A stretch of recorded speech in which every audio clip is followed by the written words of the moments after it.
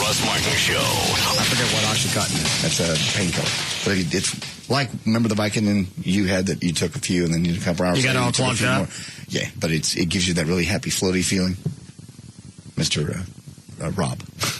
What is he doing on it? He just had some pain. With his knee? Yeah, his knee pain. Was he doped up? He said he was yesterday. Because everything was fine. No drinking. It just felt fine. The world was fine. Oh, Rob, quit that crap.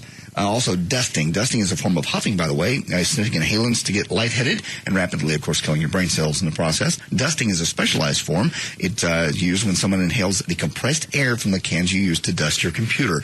The potential consequences are paralysis, slurred speech, permanent brain damage, and possibly even sudden death.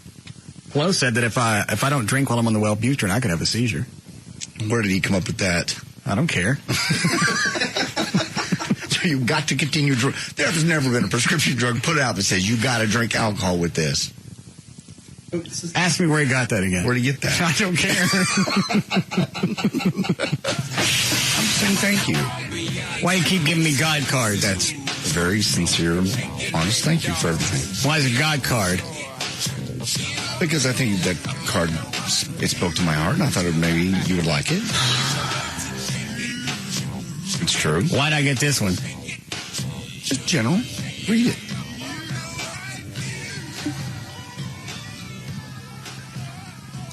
You're a special friend. See? When God made... Rob buy this for you. No. Did Rob write it? I did. He did not. Oh, that's written? It's not printed on there? No, it's printed. It just sounds like something Rob would write. Oh, I see. Mm-mm. When God made you, he blessed the world with a very special person. God had a plan in creating you. I'm so glad our friendship was a part of his plan. I just don't think I say it enough. You're right. Thank you for all your tough love and support over these many years. Love you, John. Romans 11:16. What is that? Look it up. I don't want to look it up. Why are you turning into a schmooker? I'm not a schmooker. Yeah. You know how I'm damn honestly irritating saying that thank is you. when somebody says Romans 11:16. Look it up. That puts you on a level that I'm not at because you know what it means and I don't. Mm-hmm. It's code. It's not a code. It is a code. It's in the Bible. Well, and the Bible is the decoder. Okay. It's a book. It's in every hotel room in the world. Well, It's a trick, is what it is. It's a trick to do what? to go and get me to read the other stuff around it. Well, possibly. Would it kill you? Quit being tricky with the Bible. I gotta look it up and see what. You're not gonna tell me what Romans 11:16 is? Is this something else you just gassed at? No, this is a real one. Probably not even a real verse. Romans. Is it 11:36? King James Version. Romans 11:36. For of him and through him and to him are all things. To him be the glory forever. Amen. Is that it? Mm-hmm. What does that mean? That just means our friendship was made in heaven.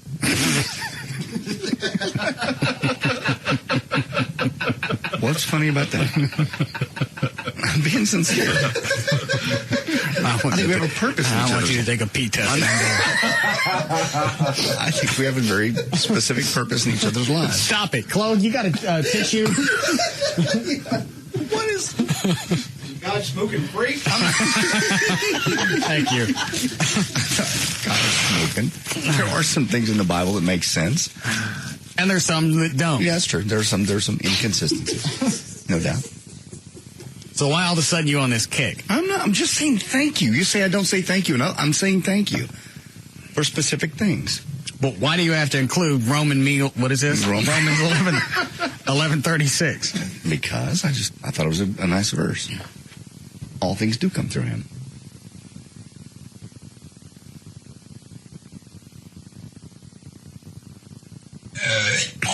Quit that.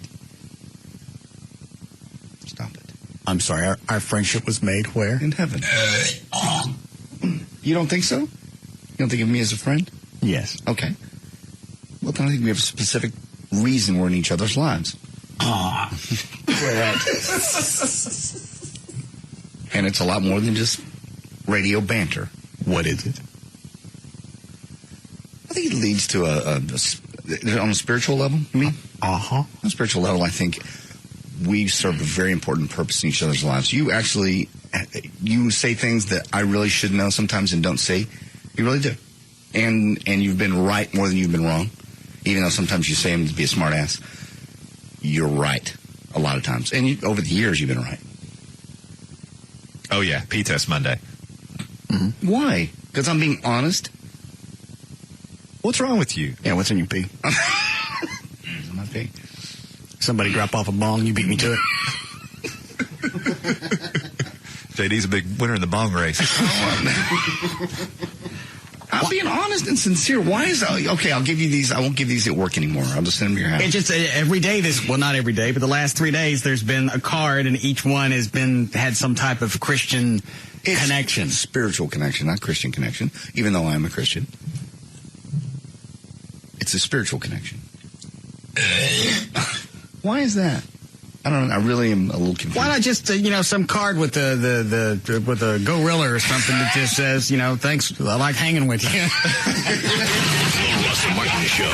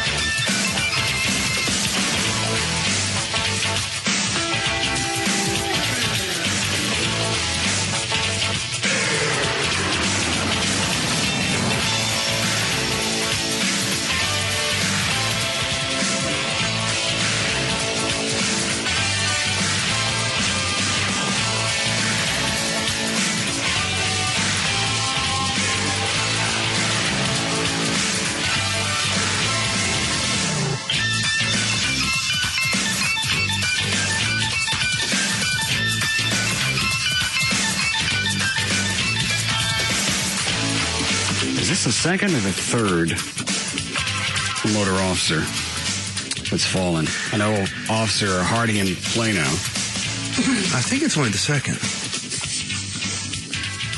think there was one right after Officer Hardy. They got in a wreck, but it was all right. Yeah. Yeah, in fact, you're right, because I think it was a Frisco cop, because I remember it was close. I don't know why they can't handle these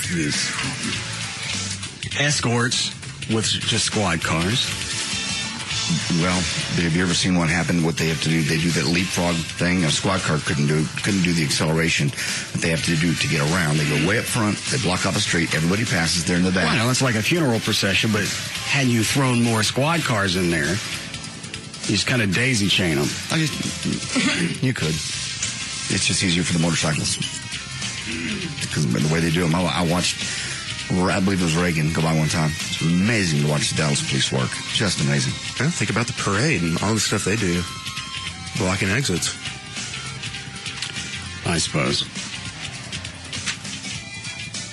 So he's got, I'm going to sound like piss today. What's wrong with you? I'm sick. Well, I gathered that, but do you have allergies? Is it the flu? Okay. I'm showing concern. Don't be mean to me in response. If it's the flu, I'm going to pull Lee Harris down here by his skin tags and beat his ass. I agree. You should never come to work. Oh, people broke hours ago. Hours ago? And then he walks in, puts his hand in our food. Why is he sticking his hand in our food? He's just that's hot. He's not, the bags of chips we had open. He's going, I tell you, I feel like crap. Can I have some of these chips? He'll take the bag. Take them all. He came in the studio last night and went through some of the bass numbers. In the middle of the night, I started feeling like piss. You look, and I hate to say this as someone who is quite white, but you look very pale. I don't feel well. What is it, Ryan? Oh, I'm sorry, Dan. Hurry up and tell me. We can get over the Ryan thing later. No, I know. Line 2 saying that there's a news conference that's supposed to start shortly. Yes, Sarah. Yeah, Russ, I'm pretty sure you already knew, but Dallas Police Department said that they're going to be having a conference at 3:30. So put one of your mini TVs on Channel 5. Okay. Thank you, ma'am. I was going to try and call Chief Kunkel and lost his cell number. Oh, is that it? I'm sure he doesn't have much time anyway today. Not today. Is there something else I can stick in my throat so I don't sound like crap? Well, you've got tea right over there if you want to sip on that. What about whiskey? I can't say no fast enough. No. Why? It's a drying agent. It's everybody. When I first got my vocal problems, everywhere you go, you sound like crap, and they go, "Hey man, take a shot of that hot whiskey." No, it's the worst thing you can do. It's a drying agent. Well, give me the bottle. Okay. It'll also help with the tickle in my throat. It will do that. It will numb you. Thank you.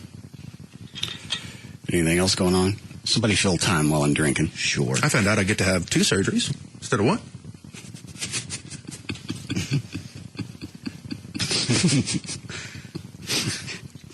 Well, no, there's snot in the whiskey bottle.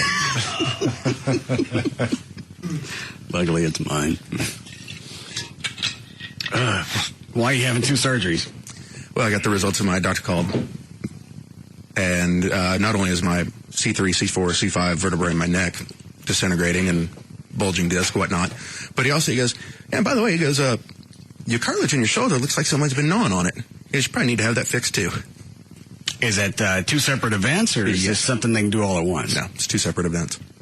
So your C3, your what all's gone out? C3, C4, C5 vertebra in my neck.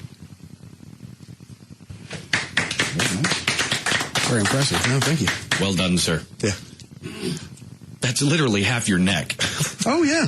And I'm 33. And they want you to do the shoulder surgery first? He wants me to, he said back surgery is your last option because once you start down that road, and it's really never ending. So he's going to send me to a pain management But you already been going to one of those. No. You have to get a referral, and they want to see an MRI to know where to inject you and whatnot. So he said, probably, part of the problem being that it runs all the way down my left arm. He said it may be, your shoulder. The best part is it's not even Trey's bad shoulder that needs surgery. Yeah. Oh, I didn't know that. Yeah. What does your bad shoulder need?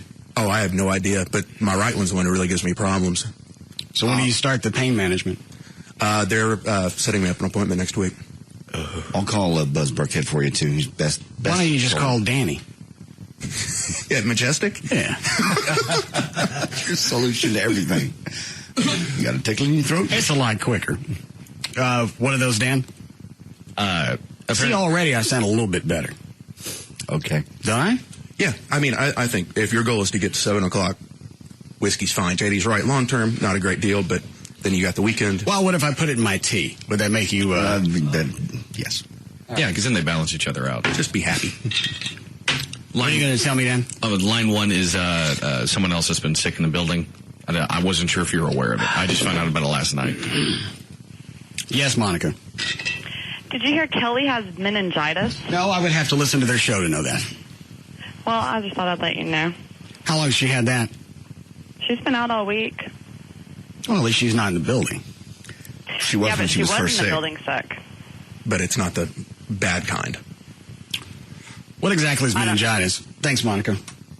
It's a virus and a bacteria. It's in your spine, It's supposed to be excruciating and makes you very sick. She has the viral kind, which is not contagious. It's the bacterial meningitis where we would all be screwed. What is the one where your eyes turn yellow? That's jaundice. Oh. Yeah, if you get hepatitis, you get jaundice. Okay, I'm just running the gamut. I still think whatever I got, I don't have a fever, but I feel like crap. I got the runs, and it all sounds like pre-flu-like symptoms. Yes, it does. And that would be something I got from Lee Harris's fat ass. Yeah, he came up to work sick earlier this week, too. And this strain of flu that's going around is a bitch. Brutal. Well, Fiesta. Yeah, and even if you got a flu Is there shot, something we could do to pick this up? Because I won't be drunk for another 8-9 minutes. What's the deal with Lee Harris? He's got the flu, and, Carlos is out of the band. No, that's why I asked. You said Lee Harris something about bass lines. It just dawned on me. What does that mean? Carlos is out of the band. What'd he do? I'd had enough of his pissiness. Anything specific, or just... He's pissy. He would argue with Chuck about the way that some songs should be played. I see. Carlos has been playing bass guitar 8-9 months. Right. Chuck's, how long? 35 years. Right. Has a degree in music. Sure. Band leader. Right. Etc. And Carlos is going to waste band time, rehearsal time, arguing with Chuck. Oh, also, we don't know that it's Carlos for sure, but there's an ad on Craigslist with a bass amp and white pants for sale. Really? I hate to distract you if you want it. The press conference is on. Oh, all right, hold on. It's on TV. Our Channel 4 is covering. Here at 97. 20-year veteran of the Dallas Police Department. We are not here to discuss the particulars of the accident. As I stated this morning, preliminary information tells us that as he was following the escort, it looks as though he struck a curb, causing him to lose control and fall, causing a fatal accident. Is that Lieutenant Hale? That's all we know at this point. Just like any other homicide or other investigation, Traffic Division has done a forensic mapping. They'll investigate the evidence and to try to determine if there's anything else besides that caused the accident. So today we're here to talk about Senior Corporal Lozada and his family. So as I said, you'll hear from Chief Kunkel and Chief Lawrence. Thank you all. That was Lieutenant Vernon Hale we were listening to, talking about this officer. I think I'm going to start with... now let's listen in to Chief David Kunkel. Personal, private situation with Officer Lozada's wife, Teresa, Senator Clinton, and Mayor Leppert, and myself. And I normally probably wouldn't talk about these kind of situations. But Let me stop this for a second. That's the one thing about Chief Kunkel, and I know this sounds like a slam, but he doesn't handle these things well. No. Which means there's an emotional attachment.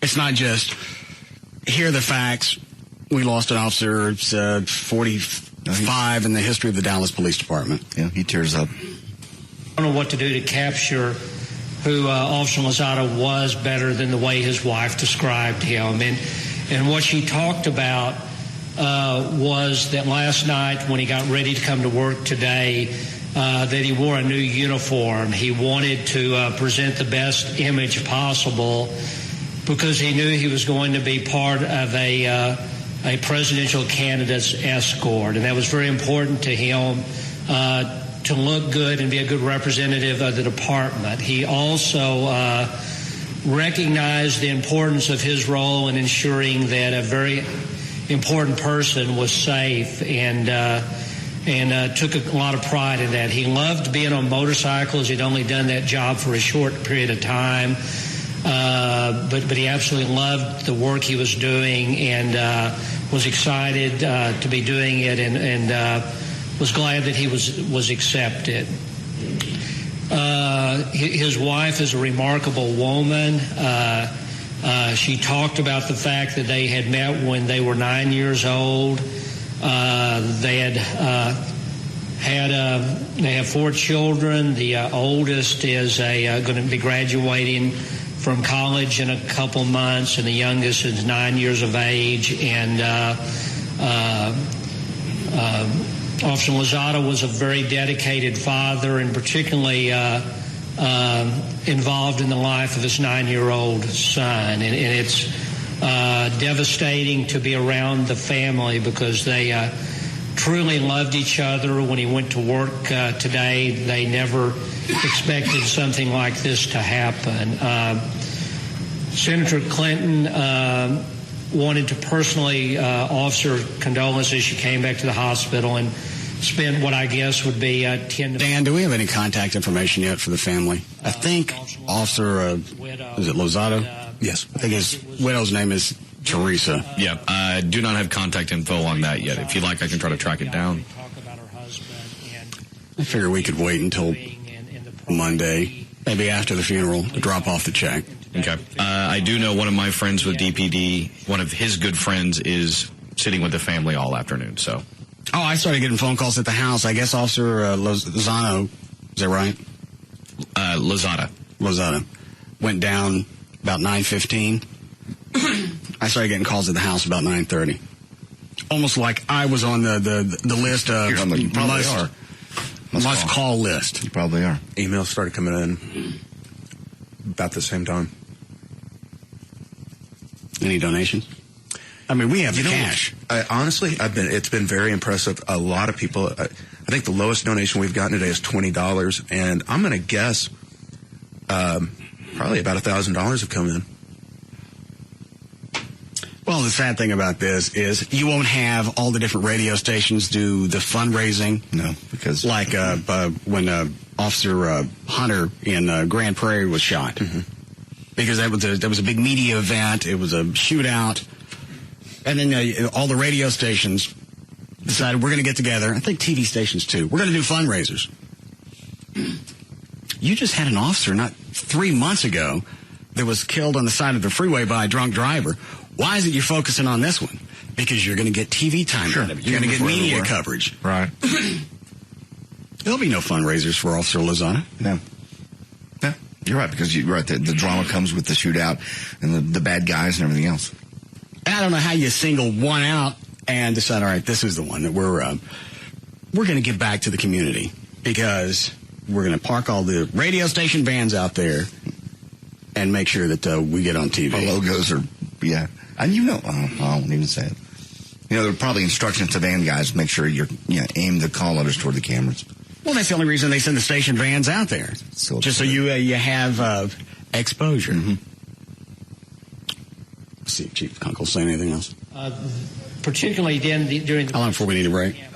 Like we're in now, that the Canada schedules are very dynamic and the venues they go to change quickly. So frequently our officers don't have the opportunity to do the kind of preparatory work we would normally do. But he had done other escorts. He was relatively new as a motorcycle officer. Did you do any preparatory work for this motorcycle? They planned their route. I don't know that they had the opportunity. He just said they didn't do any preparatory work. Prior to the escort, but that's not... They're trained for escorts, but he said they didn't have time.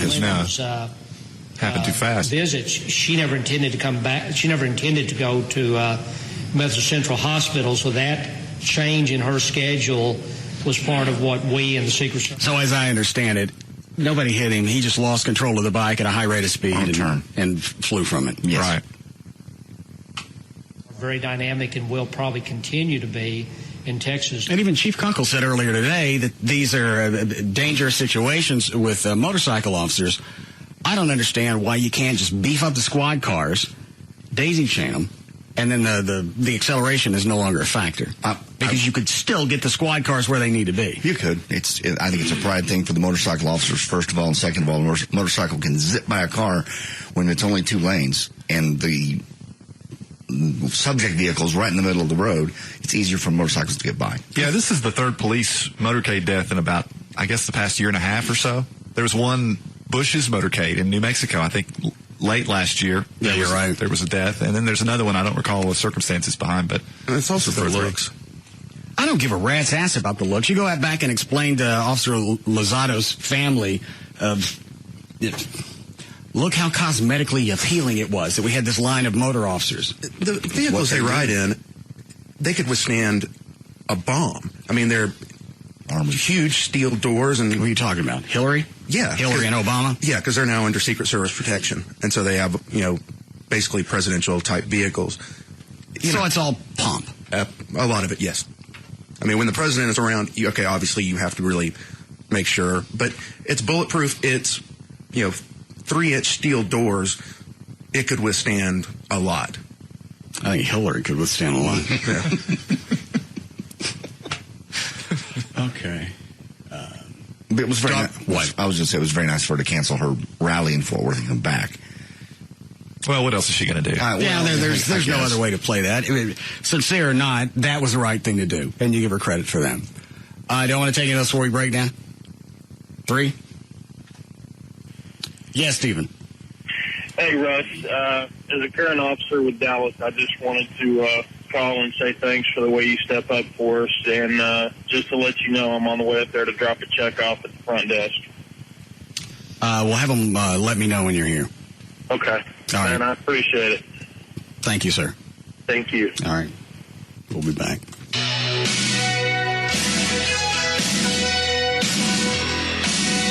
be back to the Russ Martin Show.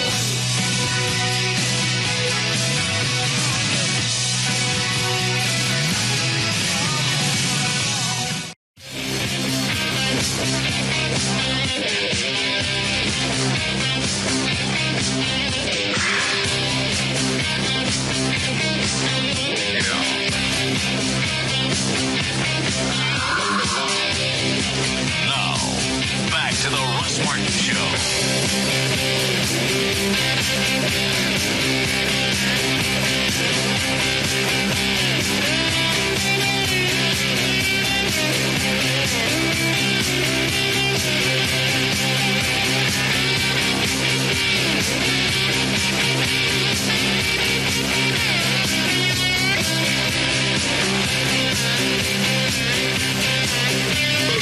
That traffic.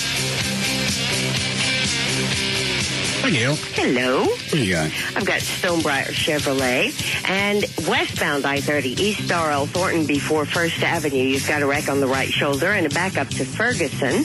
On northbound 35 at Colorado, the 2 right lanes are still blocked. That wreck involves a semi. It's been there for quite a while. Traffic's backed up to Keast Boulevard. In Plano on northbound 75 past Legacy, you got a wreck off to the right shoulder. That's causing a backup to Spring Creek Parkway. And on Northwest Highway at Marsh/Lemon, there's an accident. I'm Gail Lightfoot on the Russ Martin Show. Thank you, Gail. Mid-30s for the low tonight. Going to be almost 70 and then 72 on Sunday. We have 47 now at Live 105.3. What was the audio that you pulled? You said from old campaigns? Oh, yeah. On the website, this guy just a ton. This goes all the way back to I Like Ike. That's cut number 1 back in the 52. Does it pretty much follow along the same plan that I said? Yes. Well, the early ones are kind of funny because they weren't real issue-oriented, the first 2. You'll like this one. Number 1. Ike for president, Ike for president, Ike for president, Ike for president. You like Ike, I like Ike, everybody likes Ike for president. Hang out the banner and beat the drum. We'll take... What's funny is this goes back to what I said. It's all a personality contest. Sure. Or popular... just imaging. Popularity contest. Yeah. I like Ike, you like Ike, we all like Ike. Vote for Ike. It's just marketing. You don't have to do anything else. You don't have to say what Ike's going to do. You just got to point out that Ike's a swell guy. Right? Ike to Washington. We don't want John or Harry. Let's do that big job right. Let's get in step with the guy that's hep. Get in step with Ike. You like Ike, I like Ike. Everybody likes Ike for president. Hang out the banner and beat the drum. We'll take Ike to Washington. We got to get where we are going. Travel day and night for president. Adelaide, I think he'll sing another half a minute. The whole thing goes 60 seconds. Go to the next one. No, Ike's starting to get on my nerves. The next one is John Kennedy from 1960. It's also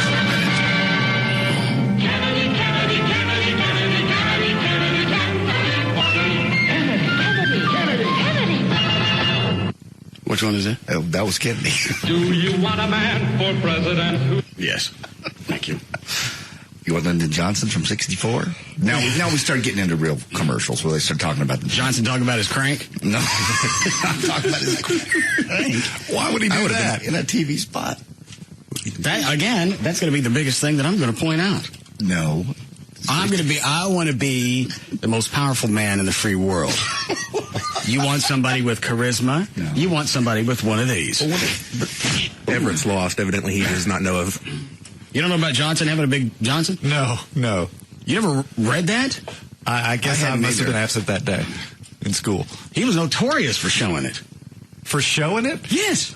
Where? Cookouts, bat mitzvahs. He used to pee when he was in the house. He would pee in the parking lot in front of all the secretaries. How did this escape me? How did he stay in office? If he's showing it everywhere, how did he get elected? That has to really hinder your campaign. Well, first of all, he inherited the first presidency. Right. So nobody really knew about his yang. All right. And then I guess they found out about it the second go-round. That's how he got back in. He was at a he was doing a private press conference about Vietnam, and he got frustrated with them because they kept asking, why are we there? He finally stood up, unzipped his pants, and on the desk and said, that's why we're there. My penis wants us to be there. Anyone want to argue? No, he would leave the bathroom door open in the Oval Office while he's having conferences, with various people, and just either whip it out or just sit on the pot. What was Lady Bird doing while all this was going on? Getting some big cream. I guess so. Probably getting stitches. Oh, no. Lady Bird. I'm not here. Yeah, you are. No. Open the door. No, I ran out of salve. That's all right. I brought some unguent. All right. I can skip the jingle part. The point I made a few weeks ago was everything that they throw out now is rhetoric. It's just you take what every group wants to hear, and you throw something out for everybody, and you hope it's enough. We're improved. They almost all. I have them all the way back from there up to Ronald Reagan and. I want to hear Johnson. Johnson's 60 seconds. This is called History Makers. Cut. 3. The Constitution does not tell us what kind of man a president must be. It says he must be 35 years old and a natural-born citizen. It leaves the rest to the wisdom of the voters. Our presidents have been reasonable men. They have listened. They have thought clearly and spoken carefully. They have cared about people, for the pieces of paper on which they sign their names change people's lives. Most of all, in the final loneliness of this room, they have been prudent. They have known that the decisions they make here can change the course of history or end history altogether. In crisis and tragedy, we have found men worthy of this office. We have been fortunate. Vote for President Johnson on November 3rd. The stakes are too high for you to stay home. All right. What is 4? 4 is Gerald Ford from 76. And that didn't tell us anything about Johnson. No, in fact, these are more vague than what we're getting out of them now. No. You could have inserted anybody's name at the end of it, and it would have worked. This one's entitled Football and Eagle Scouts. You think we're going to get some issues? He was an Eagle Scout. He was an honor student. He was the most valuable player at Michigan. He was graduated in the top third of Yale Law School while holding a full-time job. He served courageously in World War II. He led his party in the Congress. And in 2 short years as president, he has brought us peace, helped turn the economy around, and made us feel proud again. Gerald Ford has always been best when the I thought we were still talking about Johnson. No, this is Gerald Ford. Well, it's nice to let me know when we've changed Johnson. I said it. We went from one dick to another. Gerald Ford in 76. Us feel proud again. Gerald Ford has always been best when the going was toughest. He never was elected. Nope. He couldn't even hang on to it after Nixon gave it to him. You had some peanut farmer come in and beat your ass for it.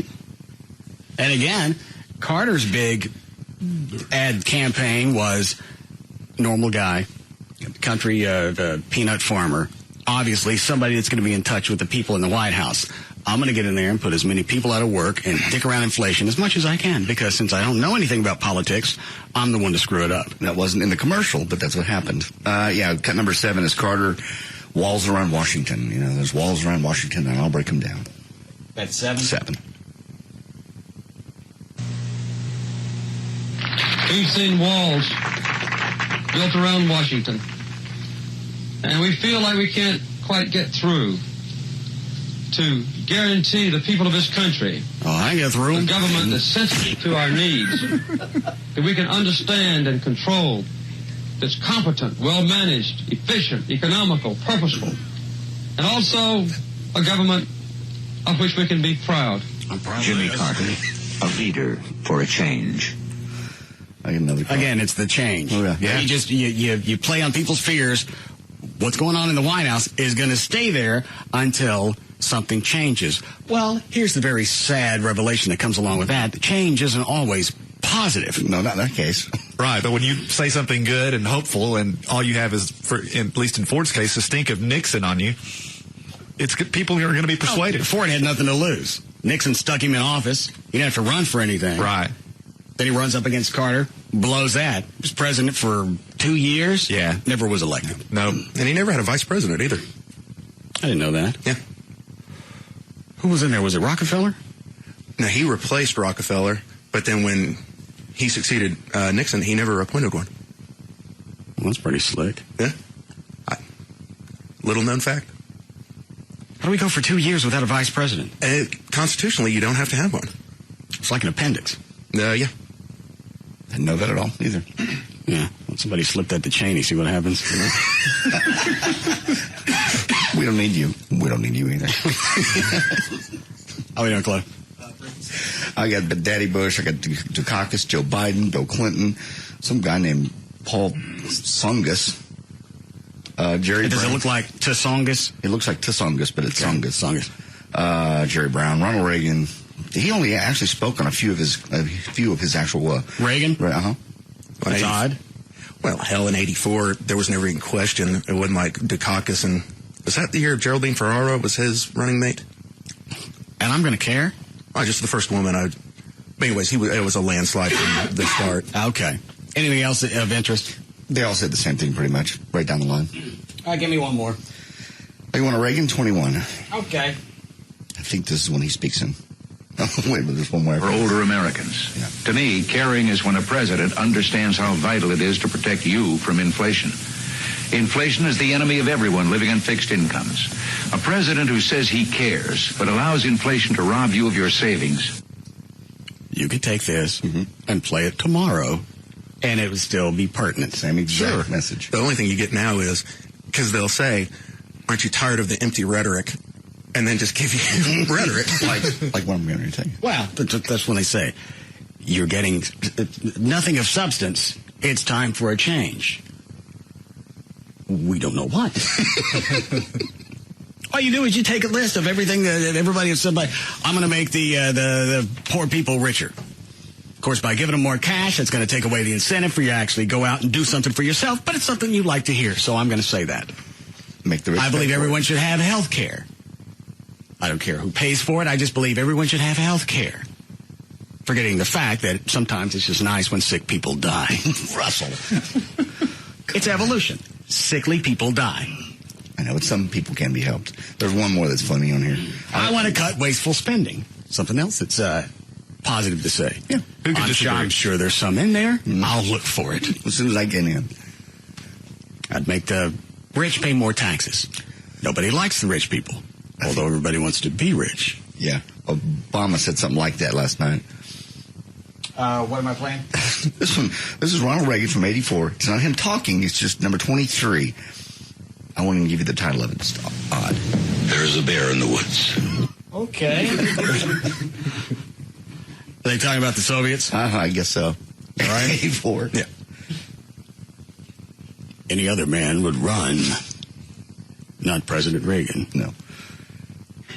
He's got the right kind of hat. There's a bear in the woods. For some people, the bear is easy to see. Others don't see it at all. Luckily, our president is bigger. Some people say the bear is tame. Others say it's vicious and dangerous. Since no one can really be sure who's right, isn't it smart to be as strong as the bear? there is. This is all about the Cold War. Yeah. We've got to be as powerful as the Soviets. We can't let the bear be bigger because then we have to run. This was a that was a foreign policy one. Yeah, they're all pretty much the same. Close. All right. When's line 3? You're not still sitting on that Crepe Myrtle audio, are you? Okay, never mind. I'll put it away. What are you talking about? What Crepe It was Myrtle the end of the show. Was it Wednesday? Yes. I'm trying to get out of here. Yeah. And JD's adamant. He goes, you got to play this audio. Well, first of all, I don't have the disc plugged in. It takes half a minute to queue up. Right. I said, what's on it? I don't want to tell you. It doesn't need any setup. You tell me what's on it, or I'm not going to play it. Sure. Well, it was a call to KLLI about a Crepe Myrtle. No. Holding up the end of the show for that. Then he decides he's going to get defensive. You better play that audio. You better not shut those guys off. He didn't say that. After the show, he said, why did I pull this if we're not going to get to it? Well, you're going to try to end the show on some flip off to KLLI about chopping off Crepe Myrtles? You better not shut those mics off. What's the matter with you, JD? It was going to be a great bit. You ruined it. How is it a great bit? We talked about Crepe Myrtles for 2 weeks. I heard it when they called KLLI. It wasn't funny then. It's not going to be funny at the end of the show. It's just funny. Regardless of how adamant you get it. You better not shut those mics off. Well, I kept it just in case. It's got 24. I have audio from the debates last night. Did you try to hear that? No. There was a little... The only moment they got a little tense between the two of them when Hillary was indicating that he had plagiarized on some of his speeches. Well, he went back and explained that. And also, I think CNN, don't they have some kind of graph that rolls on the screen? It's like a people meter, yeah. And it's an instant reaction to whatever they're saying. As soon as Hillary started attacking him, her numbers started dropping dramatically. It's funny, though, the spin that goes 34. Out. It's like you at russmartin.com get a lot of political emails, whatnot. The debate hadn't been over 10 minutes. Their Clinton campaign. This is where it turned the corner. Hillary won tonight, and this is why she's proven that she's the person for the job. No. Yeah, I didn't get anything out of it. I didn't get anything. All right, cut 24. Yeah, cut 34. 34. The so-called landscape service. Set this one free. I don't want to. I got to hear it now. Yeah. I heard it when it was on the air. It's not entertaining. It's some guy that's pissed off because people are still cropping their Crepe Myrtles. And JD's trying to shove it down my freaking throat Wednesday at 7 o'clock. All right, we got one more piece of audio. What is it? I don't want to tell you. Well, it would be old the next day. And I thought, we got to get this in. This is good. How could it be old? Well, because it... And then he's up and down the halls after the show. Shut off the guy. Spending time pulling audio ain't got no time for me and my Crepe Myrtles. I'll just be got. All right.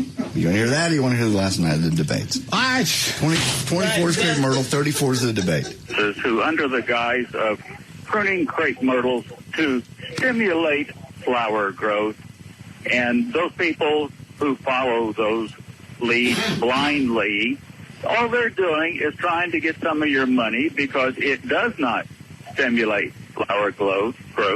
Check the Crepe Myrtle Society website. Check with Niels Ferry. None of them recommend that. So flip off. So why is that time sensitive? It's very important. It happened that day. Breaking news. It's got nothing to do with anything. And I don't believe, especially the country club that's behind me, they chop and top all their Crepe Myrtles. Yeah. They come back. They're full every year. There's no scarring. There's no protest group. There's no riots in the streets. People flipping over their Crepe Myrtles and setting them on fire. Crepe Myrtles grow back very good. I cut that one down to the core, and it's still just trying to come back. Can we break now? Any more Crepe Myrtle audio? No more. I'm out of that. Because I'm about to shut the myself.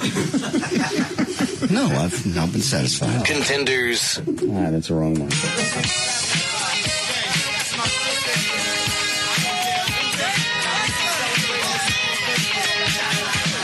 We'll be back to the Russ Martin Show.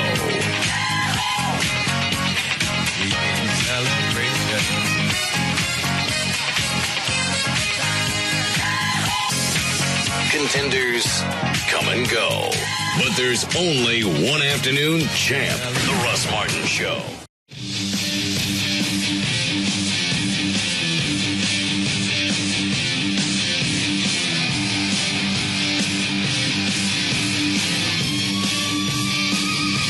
Now, back to The Russ Martin Show.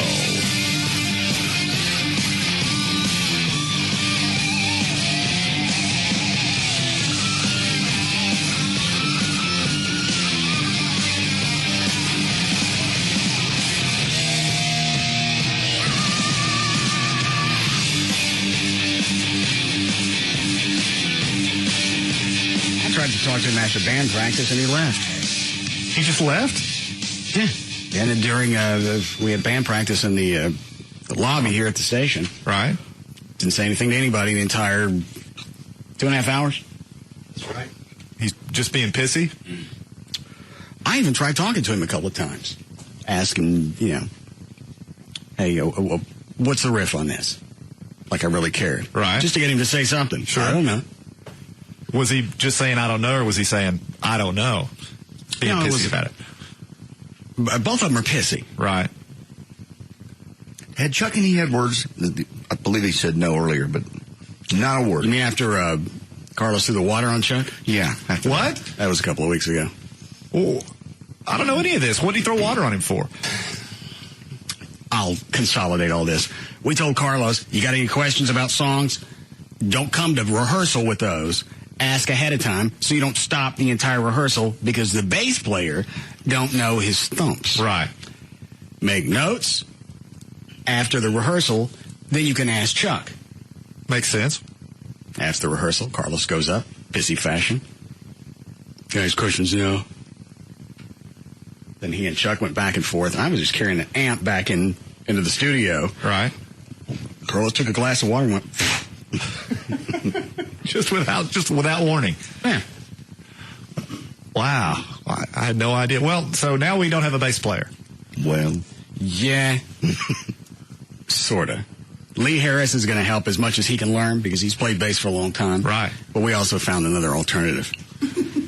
What do you mean? Do we have any audio from the alternative? Dan, did that make the week in review, the new bass player? No, I don't think I pulled that. I can pull some if you like, though. Nah, that would take too long. What do you mean, an alternative? What are you talking about? We brought in a tuba player. Before you laugh too hard, I laughed too when I heard about it. It sounds good. Does it? It really, really does. I thought, this is going to be a train wreck. And he started playing, and it was like, this works. Be a great visual on stage. Uh-huh. Well, also, he said he could probably get another 10, 12 horn players. Really? Yeah. Wow. Be like an orchestra. Excuse me. All right. Here's the ad from the Craigslist. Okay. Now, do we know for sure this is Carlos? No, we don't, because it doesn't say anywhere on here his name or email address. Right, because that's usually anonymous on Craigslist. Right. But I think you can glean from the text. Okay. He was a jerk, so have my bass rig and pants, $400. Yeah, that's Carlos.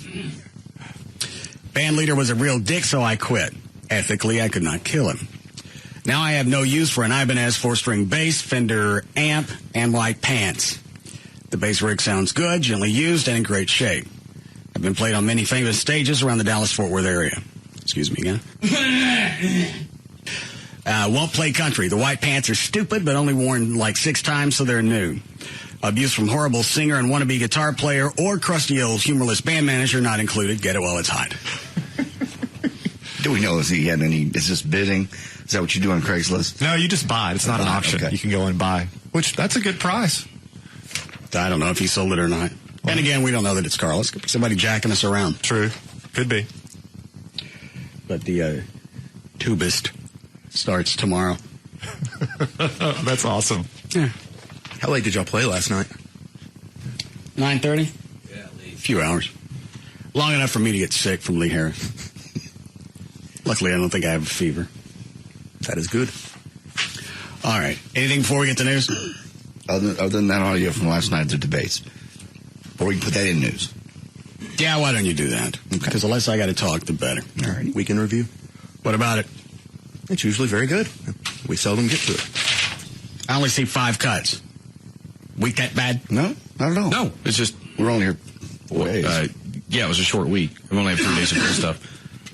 One of my favorites is still number 1. All right. Why would you crank the air down and hear some more?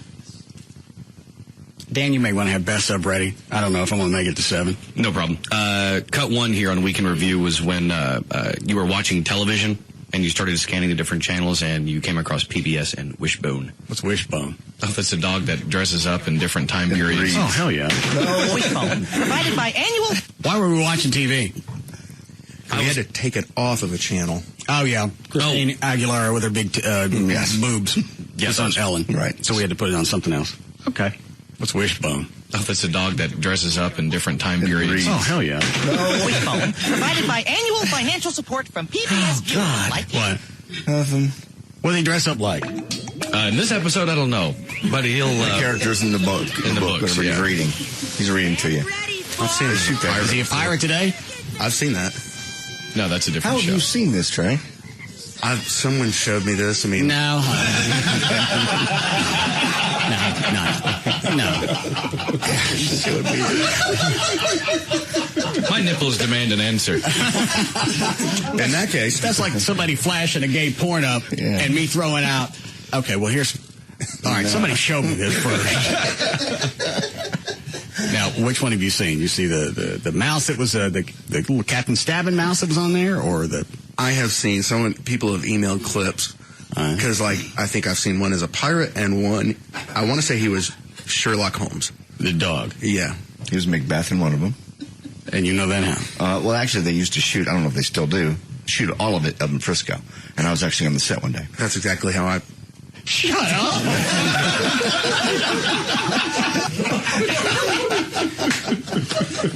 That was a nice lead in. Yeah. Goes, oh, I've seen that one.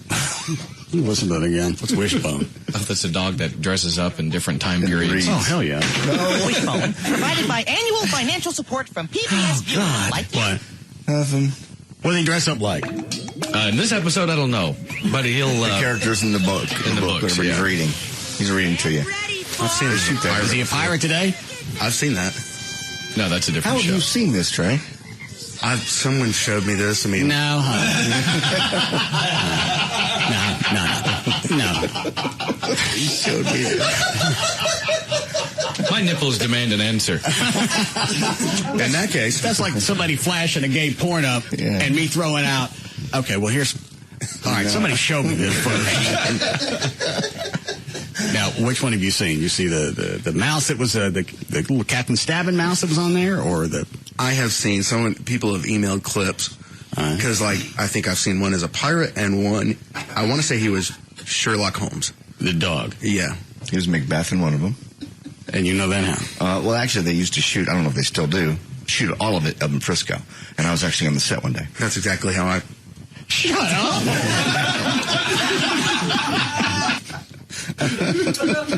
Oh, you know what? One we can play on here because Everett doesn't know this. It's cut number 2. This one self-explanatory? Yes, it is. It starts with JD telling you about it. Okay. You'll enjoy this. All right. No setup necessary. No. I have an audition tape that sounds very familiar.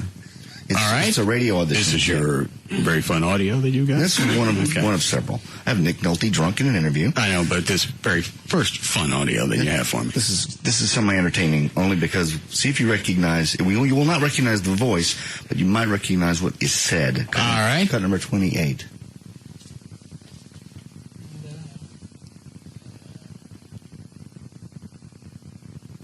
Of course, the works of Wolfgang Amadeus Mozart, Ludwig van Beethoven, Johann Sebastian Bach, and Richard Wagner are discussed regularly. Problems present themselves in uttering the sibilant, mellifluous cadences of such sounds as Hans Schmidt-Iserstadt. What a thieverous pee-hole. This old guy stole Dan Lewis's hair.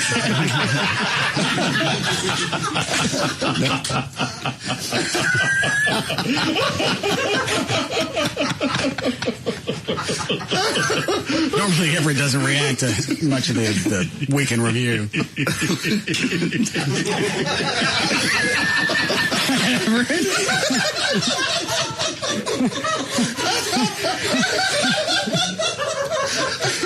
That's funny on a couple of different levels. On top of everything else, Dan's a plagiarist. We don't know that. Because we don't know when this old guy cut it. Yeah, that's true. Well, the alternative is even funnier.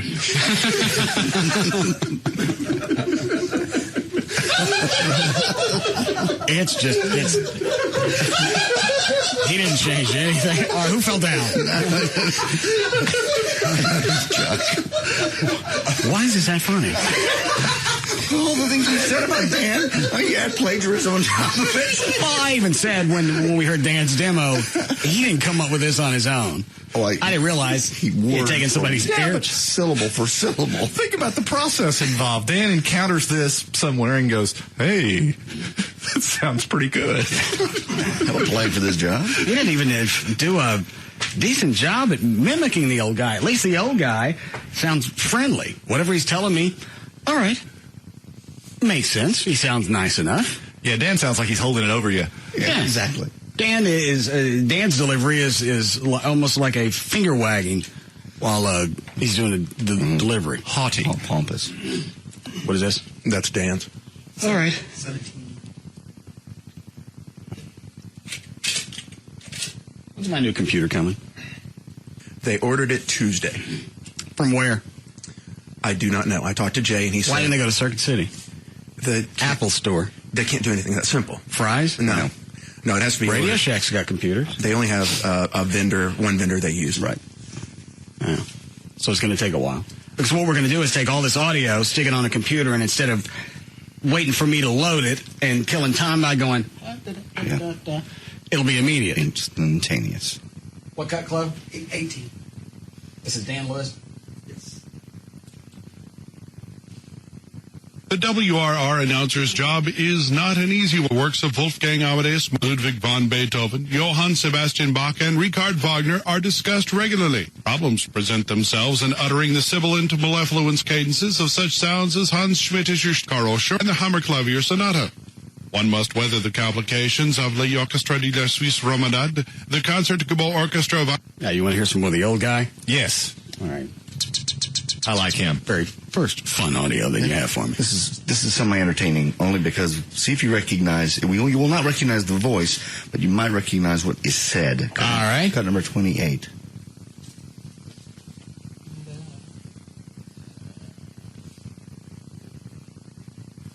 Of course, the works of Wolfgang Amadeus Mozart, Ludwig van Beethoven, Johann Sebastian Bach, and Richard Wagner are discussed regularly. Problems for... Light, happy, delightful, floaty. Yeah, friend next door. Almost like you're reading to a child. Sure. Present themselves in uttering the sibilant, mellifluous cadences of such sounds as Hans Schmidtischer. What a feverish pee-hole. This old guy stole Dan Lewis's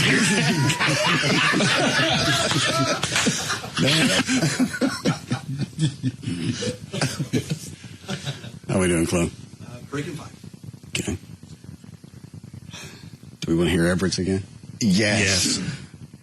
That's going to be the only way I'm going to make it 7 if we just play as much as we can without me talking. Okay. Number 9. On this same disc? Yes. Actually, we don't know who this is. This was something that was dropped off to E. I found it in my box. Okay. All that she wants is... Cut 9? Cut 9, yeah. Okay. Is another That's cut 9. She's gone tomorrow, but all that she wants... You want to try another one? Just try the other disc player. This one? Yes. 9? Yes? Yes. Tommy, what's up, buddy?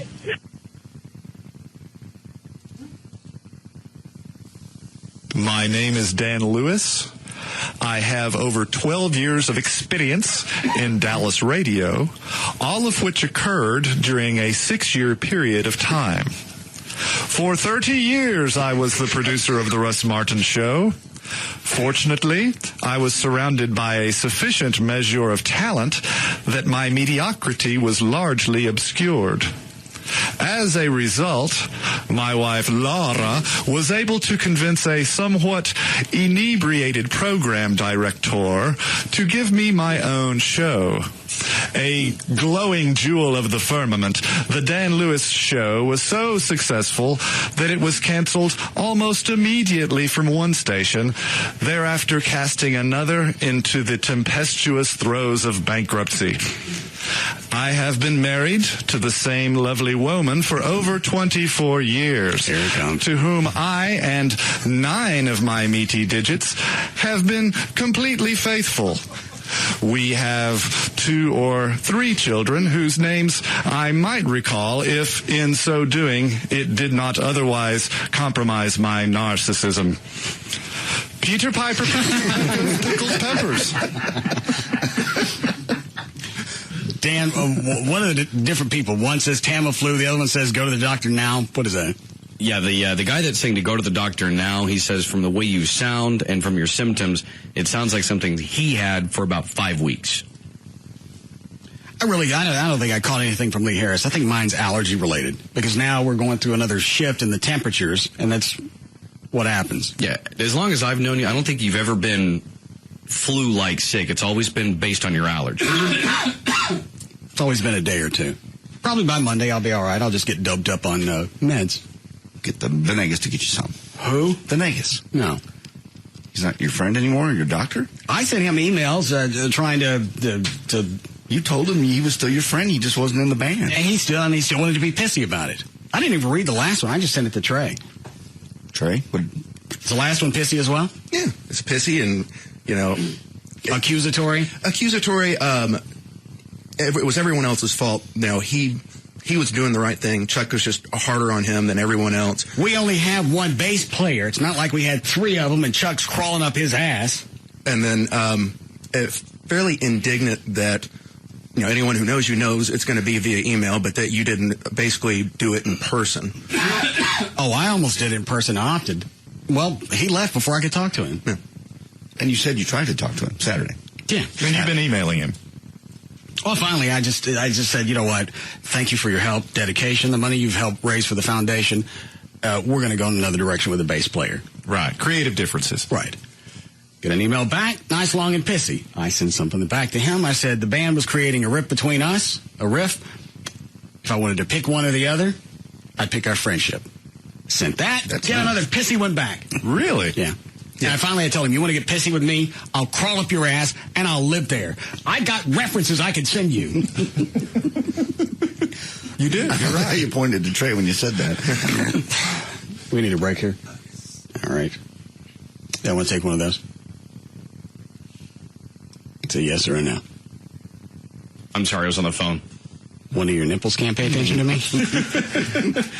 No, I was excited for a brief moment because someone was calling you a pussy, and it turned out it was stupid.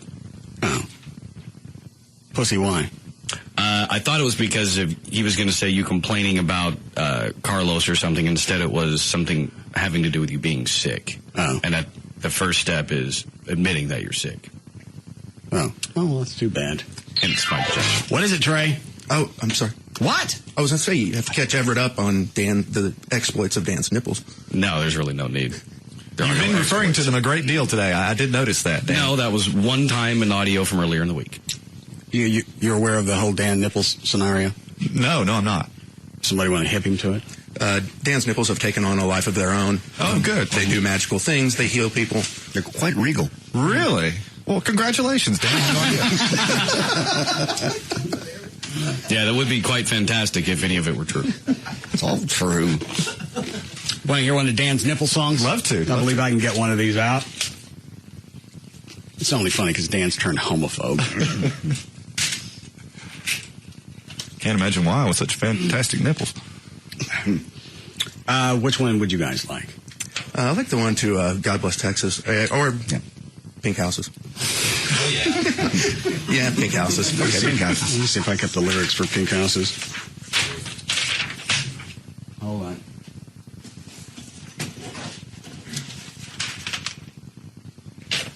Okay. Lovely. I don't know if this is right, this. Dan actually attacked Russ yesterday and busted his lip over this. He's real.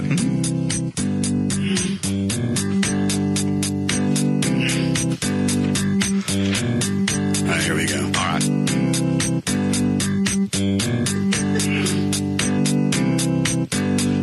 They healed a blind man and his blind cat. They made Klansmen love and they lost their hoods. They made Easter bunnies make love to St. Bernards. You know my nipples, they do all good. Please stop. There's a woman with vaginosis running around dropping slop. My pig thing's healed and they said, hey, darling, your clams are sweet as a donut shop. No, they didn't. But ain't that my areolicas? Healing the weed. Yes, my areolicas. Reunited Dottie and Marie. Yes, my areolicas. Got bachelor's degree. Yeah. Little pink nipples for you. Oh, yeah. For you and me.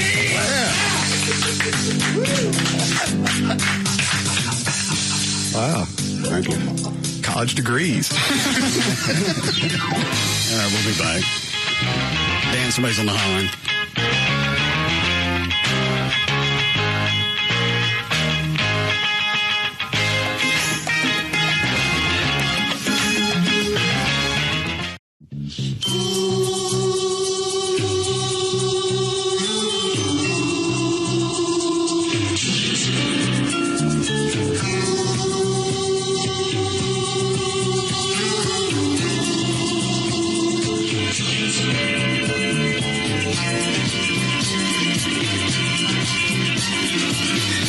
Now, back to the Russ Martin Show.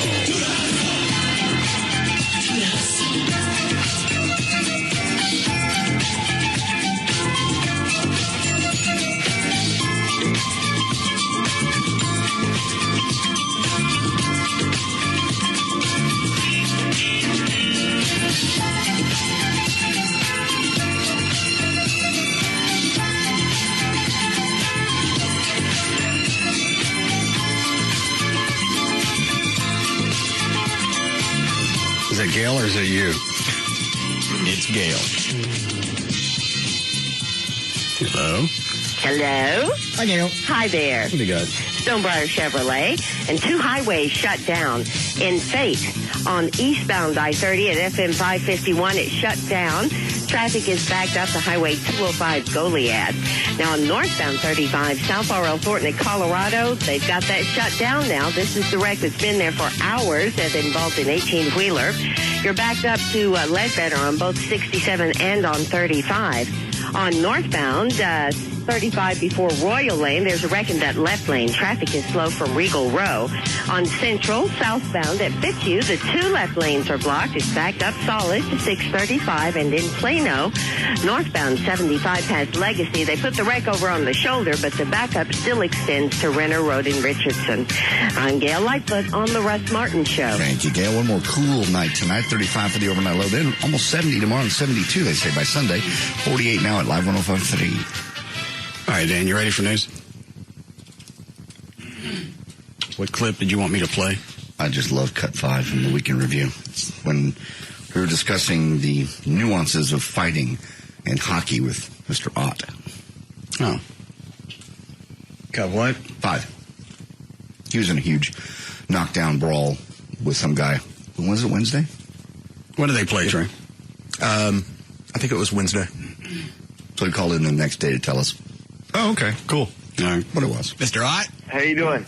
What were you twisted at last night when you were wailing on that guy? Yeah, I don't know. Those are fun moments of the hockey game. Even after you were done knocking him around, didn't look like you went back on the hunt trying to find him again. I don't know. A guy like myself likes to go after the king instead of the peasant, so he was my main target the whole night. Yeah, I was on the treadmill this morning. I didn't have audio, and I looked up and I went, that looks like Ott just beating the piss out of somebody. And then I went back and looked at the video.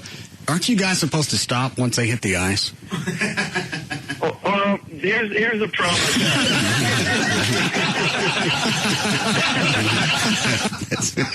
Yeah. Everett, we learned something interesting you may or may not know. Okay. That they actually kind of talk to each other and ask if the other person wants to fight. Would you like to? Yeah, as they're skating past each other on the ice. You want some? Yeah. You want to go? It's go time. Really? Yeah. Wow. Kind of like wrestling. Different levels, just the gloves and helmet. Oh, here's the other thing. Right in the middle of this fight that Steve Ott was having, we got an email from a listener. Gavin was in the stands. They had to restrain. There were two guys that restrained him because Gavin was trying to get down on the ice. I don't doubt it. To help Steve. Really? Yeah. And then he got loose from those two guys, and he's slapping the plexiglass on the edge of the ice, still trying to get in. They need to move his seats back. Parking lot? Yeah, I don't know. He's too close. He can get there too fast. Okay. Is that it? We have more we can review, but we can do some news, too. Thank you. Ready, Dan? All right. 4:53 at KLLI, Dallas-Fort Worth, Texas. Dan O'Malley's here with news. Thank you, Russ. Friday, February 22nd, 2008. Birthdays today. Drew Barrymore is 33. Dr. J, otherwise known as Julius Irving, is 58. Ted Kennedy is 76. Don Pardo, the SNL announcer, is 90. And Steve Irwin would have been 46 today. Tomorrow, on Saturday, Ed Too Tall Jones turns 57. Peter Fonda is 68. And on Sunday, Abe Vigoda turns 87. Paula Zahn is 52. Steve Jobs from Apple is 53. And George Harrison would have been 65 on Sunday. Amid the search for a former police officer's fourth wife, an autopsy on the exhumed body of the man's third wife found what her relatives have long suspected: her death was no accident. Kathleen Savio died by drowning, and her death has been ruled a homicide. She was found dead in her bathtub in March of 2004, shortly before her divorce with Drew Peterson was finalized.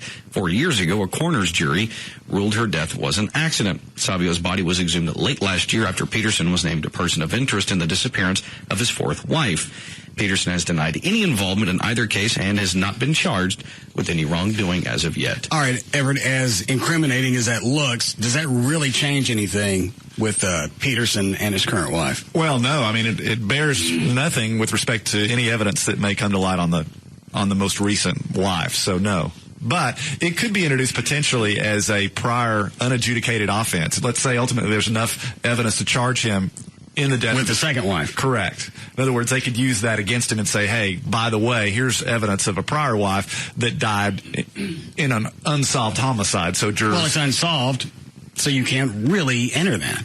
Well, but you can. In some it depends on the jurisdiction, and obviously it's a very controversial piece of evidence if admitted, because the flip side is it's truly not evidence that he committed the crime in question, but it can be introduced as evidence of some sort of ongoing scheme, or if there's a similarity between the two. One case that comes to mind is a guy named Michael Peterson. You can slow down. We got plenty of time. Okay. And the more you talk, the more I ain't got it. All right. Michael Peterson, case you may recall from several years ago up north, in which a guy, he was a famous writer, wrote a number of war novels. He was alleged to have pushed his wife down a flight of stairs, and his defense was that she fell and died accidentally. The prosecution was allowed to introduce evidence of a woman that he was last seen with who died as the result of a fall down a flight of stairs in Germany 18 years previously. And even though that was never prosecuted as a crime... So it's okay to go back and submit coincidence? Well, it depends on the circumstance for which it's entered. And this is where it gets really dicey, because what the jury may be instructed is that they can consider that prior fall down the stairs to show similarity with the present offense. Or I got it. You're submitting coincidence. Right, but you're not submitting it for the purpose of showing that they committed the offense. Yes, you are. Well, and I know you can't separate the two, or I don't think jurors can, but that is the legal theory under which that evidence turns, whether it's coming in for purposes of similarity. I got it. It's a coincidental gun. Is that what they did with Phil Spector? Bringing people that he'd waved guns at before? Yes, okay. And that's evidence of unadjudicated prior bad acts. I forget. Is his case done? No. There was a hung jury. Yeah, they're going to retry him later this year. Wouldn't it be extremely, if they went back and charged him for the third wife's death, But with all the publicity with the disappearance of his fourth wife, wouldn't that be extremely prejudicial? I mean, could that be argued that he can't get a fair trial? Well, and that is the flip side of the argument, is that once you let in that sort of evidence, that the jury's going to hear that and nothing else. And he's going to have a really hard time mounting a defense. That's why it's so difficult. But he's been married 4 times. Right. All right, he's batting 500. He hasn't killed all of them. Well, yeah. Only half, perhaps. You don't even know that. Well, that's right. That's why I said perhaps. Now, how did they go back, Dan in the story, and decide that wife number 3 was actually a murder instead of a accident? They had the coroner go back to, they exhumed the body, and then they re-examined it because when they had come to the conclusion that her death was ruled an accident the first time, that was done in an odd manner. It was done by like a jury of examiners, pulled the body back out, did another one, and they said, no, this was definitely a homicide. Okay. Yeah, they brought in, it was called a forensic coroner. Yeah, and I think the first time around, the evidence was that she had, or at least the conclusion was, she had drowned accidentally in a bathtub with just a few inches of water in it, which on the face of things would seem to be absurd. Well, they say you can drown in that. You can, but I think for a healthy woman, no history. Laying on her back. Yeah, it's odd. Okay. Go Dan. The government has approved the first virtual fence along the U.S.-Mexico border in Arizona, a 28-mile stretch of technology that will use radars and surveillance cameras. What are we going to do? We're going to stick a bunch of mimes on the border, acting like there's a fence, so the Mexicans won't cross it? Yep. Pushing in the air. Yeah. Bottle of Windex and like they're cleaning. Trapped under glass. Illegal in a box. Yeah. Surveillance cameras to try to catch people entering the country illegally. The Bush administration also plans to use some of the technology in other parts of Arizona and, of course, right here in Texas. The virtual fence is part of a national plan to secure the southwest border with physical barriers and technological detection capabilities intended to stop illegal immigrants on foot and drug smugglers in vehicles. As of February 8th, 295 miles of fencing had been constructed. The system, according to officials, is already working. On February 13th, an officer in a Tucson command center, 70 miles from the border, noticed a group of about 100 people gathered at the Mexico-Arizona border. The officer notified agents on the ground and in the air. Border Patrol caught 38 of the 100 who tried to cross illegally, and the rest of those people apparently skedaddled back into Mexico. All of this is up now? Part of it is. Yeah, part of it is, and now they're planning on expanding it since apparently they like it and it seems to work. So all it is just more surveillance. Yeah, exactly.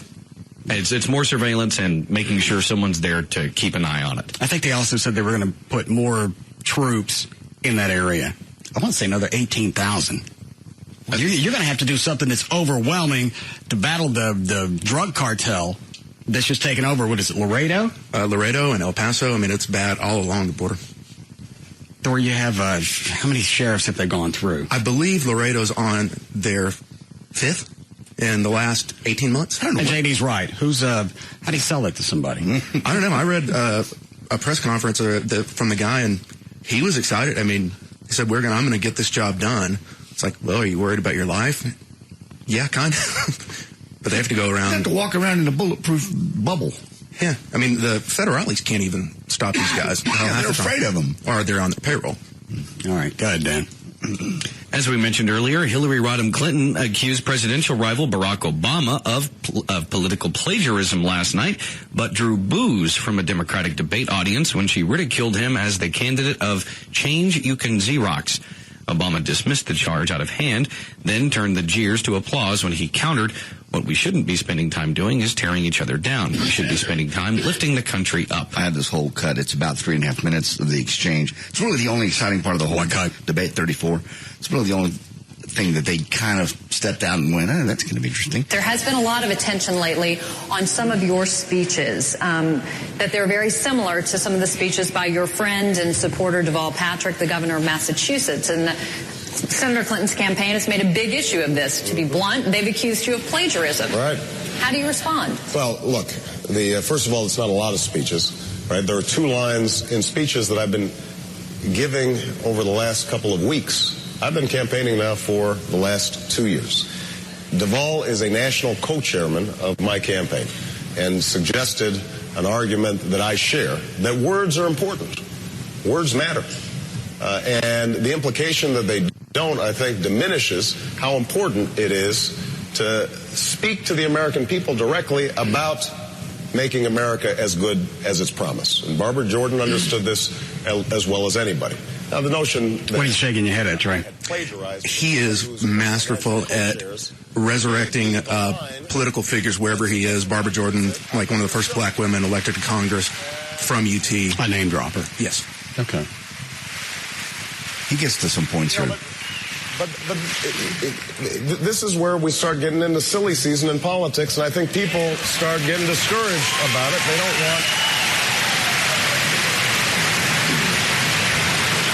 What they want is, how are we going to create good jobs at good wages? How are we going to provide health care to the American people?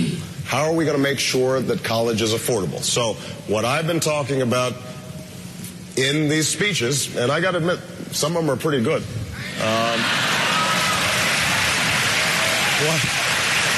What I've been talking about is not just hope and not just inspiration. It's a $4,000 tuition credit for every student every year in exchange for national service so that college becomes more affordable.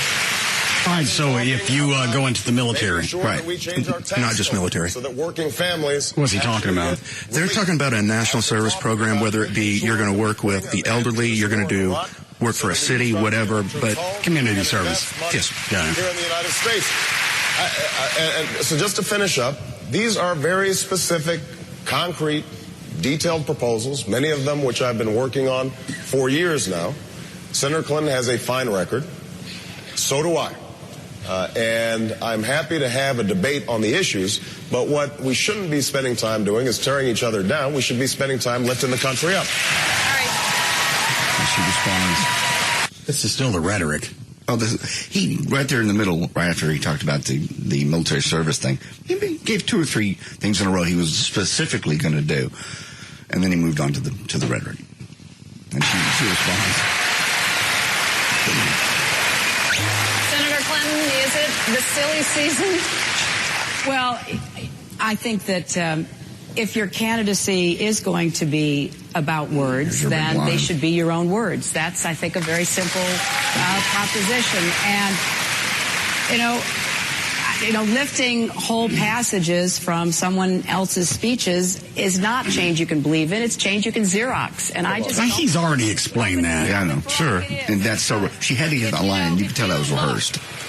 If you look... And the crowd's already turned against her. The YouTube of these videos, it does raise questions. That's it? Yes. 3.5 minutes. That was the only thing the whole evening, the least bit, kind of stepped out of the little pattern they have of change. And normally when it's the last debate before... They got one more. Okay. You want to separate yourself from the other person.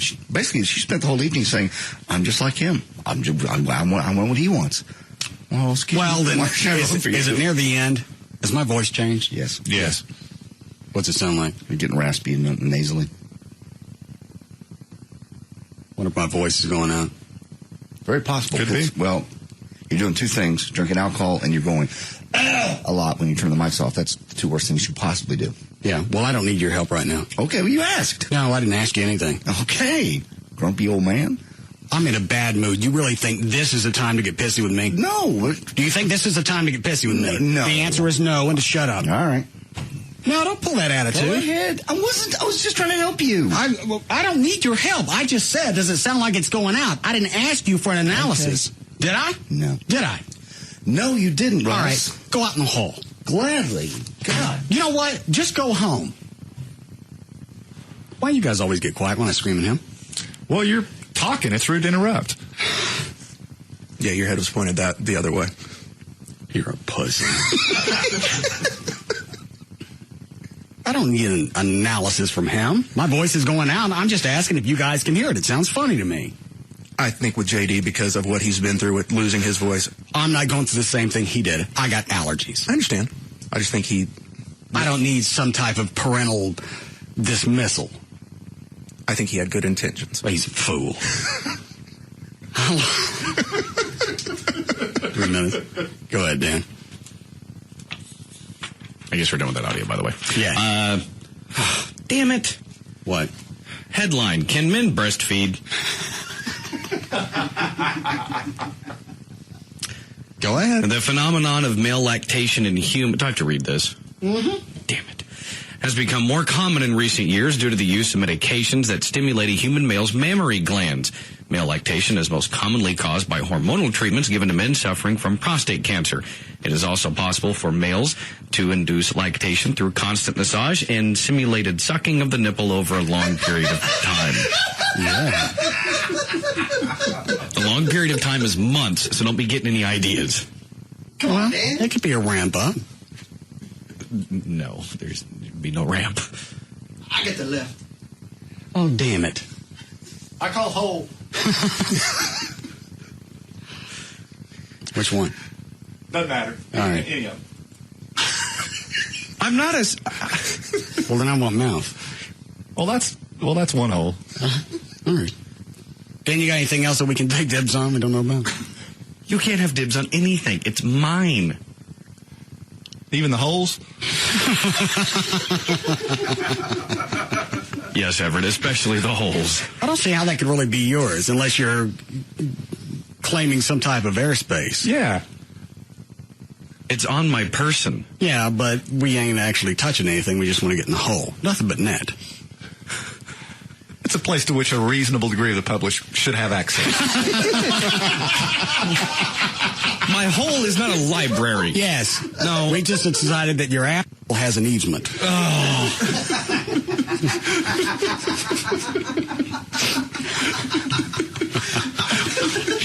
Do we need a break? Probably should. All right. Amen to that.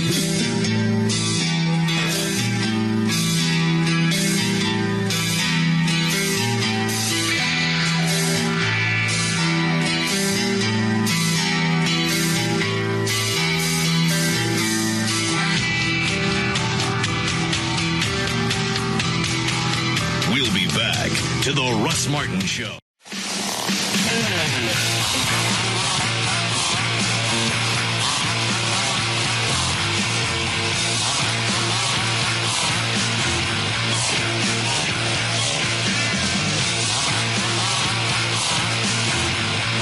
Now, back to the Russ Martin Show.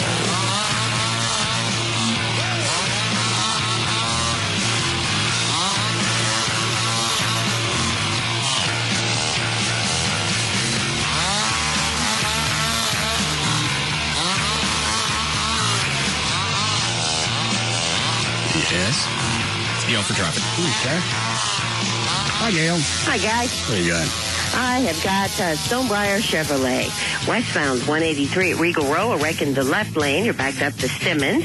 And then on Central, southbound at Fitzhugh, you've got the two left lanes blocked by a crash. On northbound 35 Simmons before Royal, that left lane is blocked, and that's backed up to Regal Row.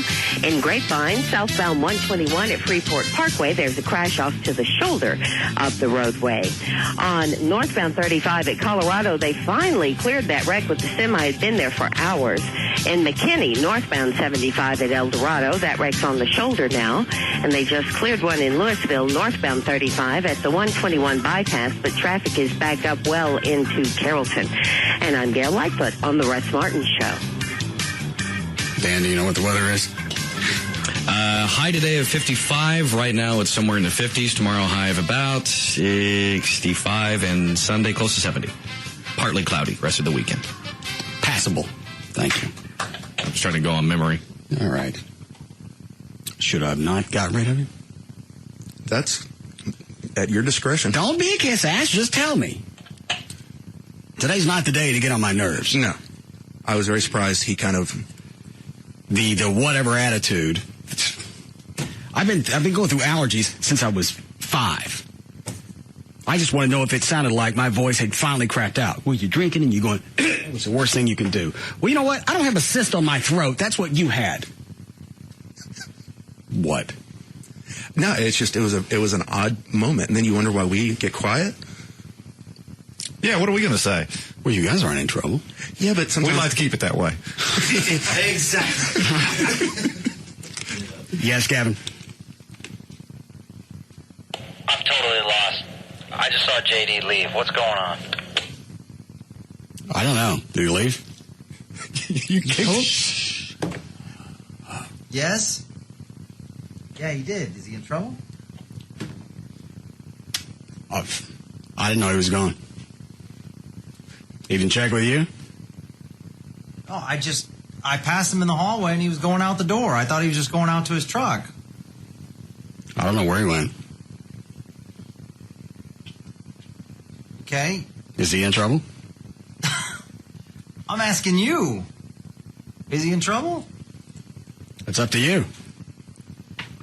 I would think if one of my employees left and didn't tell me anything, yeah, I'd be pissed off.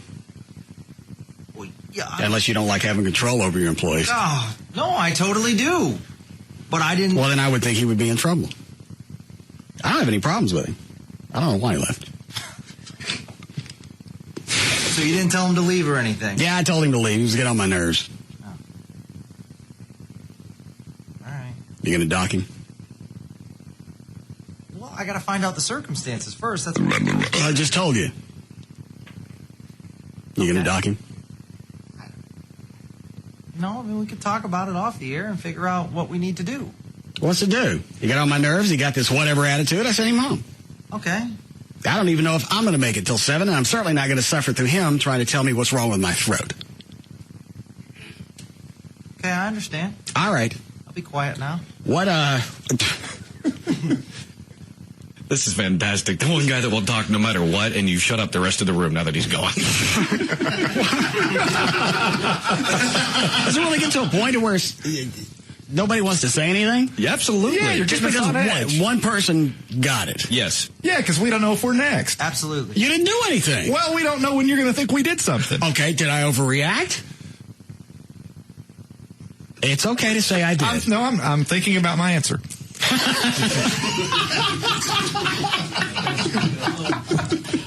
I think the one guy in the room with the least to lose, and he doesn't even want to answer straight. Yeah, you don't even get paid to be in here. Did I overreact? It's okay to tell me. Yeah, Just tell me. Over here. Yeah. Good. I think you did. All right. That's my How would you opinion. have had me handle it? Because once it gets to that whatever attitude, I have no use for that. No, and I understand. I understand your point. The question was, though, do I think you overreacted? And I think you did, and here's why I think that. Because I truly believe that JD was trying to be helpful. The manner in which he delivered it to you was not well received, and you reacted to that, and hence the altercation. But I truly don't think... Here's the thing. If he were really trying to say something to you to be negative or mean or spiteful... He likes to try and drag the alcohol into this at every mile marker. Well, but I don't think he was dragging it into this for any particular agenda. You're I think drinking and you're going... which is the worst thing you can do. Well, I didn't ask you that, but thanks. Well, but again, I think it was... Granted, something that big would have a lot of knowledge in it, but that's not what I asked you. And you're right. That was not the specific question. But I think in the spirit of the question, he was trying to offer a suggestion, which was perhaps you should consider not drinking and not going, and then your throat might respond favorably. Well, he went through something different than what I'm going through. That's true. Which is why I didn't ask him. Right. Well, and I'll say this. Yeah, you did overreact a little bit, but... Oh, don't do that to me. You're going to make me... But he knows you're in a bad mood. We all know when you're not feeling well, you're on the edge and you'll jump someone's ass. He shouldn't have taken that attitude with you after you... So you're on my side? Yes. Good. Very good. The blast usually goes away. I understand. All right. Ready for more news, Dan? Oh, hang on a second. Gavin, what's this disc in here from you? Oh, I put together a little medley for today. What's this in regards to? Nips. What? Nips. Okay. Sorry. How long is it? It's about 2 minutes. Okay. And here it comes. Those nips are beautiful.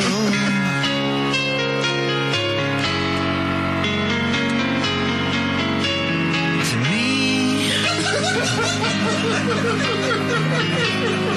those nips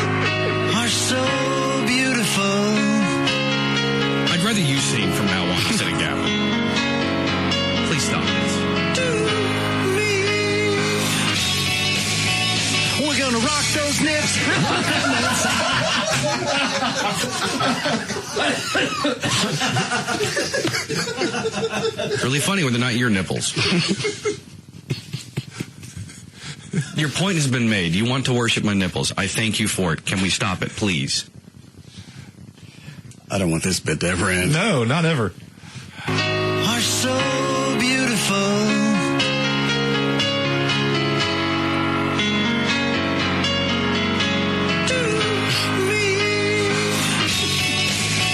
We're gonna rock those nips, rock them inside out. We're gonna rock those nips, make them scream and shout. Let's rock, rock, rock, man, rock. We're gonna rock till we pop. We're gonna rock till we drop. We're gonna rock those nips, rock them inside out. What is that? Is that Johnny? Yeah, I think she's early. Hello? Please stop it. I'm saying please. It's only got a minute and a half left on it. Aren't you curious to see what else he threw on here? That's the worst part about all this. A dichotomy? It really is. I don't like it. I don't like any of it, but how you guys come up with the crap you do out of left field, I don't know. Those nips are just what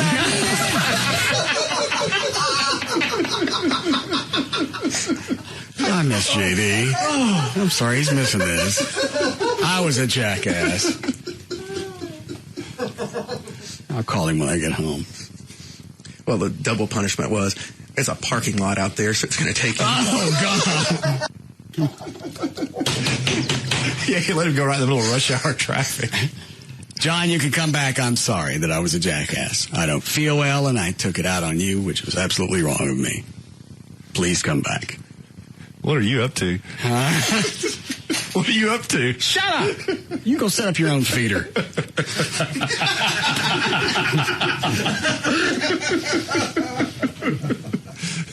Let's rock, rock, rock, man, rock. We're gonna rock till we pop. We're gonna rock till we drop. We're gonna rock those nips, rock them inside out.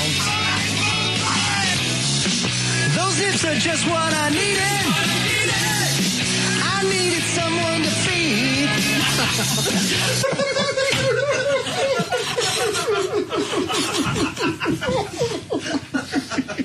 Well, this is better than anything I wrote. Oh. His song selection is superb. Those nips are just what I needed. I needed someone to feed. Those nips are just what I needed. I needed someone to bleed. Oh, no.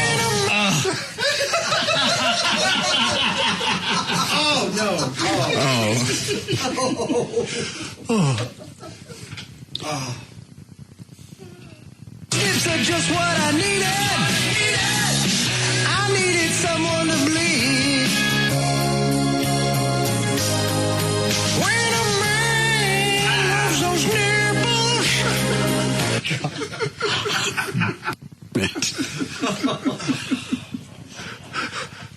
John, please come back to the station. I don't believe I can handle this alone. Please. That you, Gavin? Come on! Come on, what? Stop it! Dan? Yes.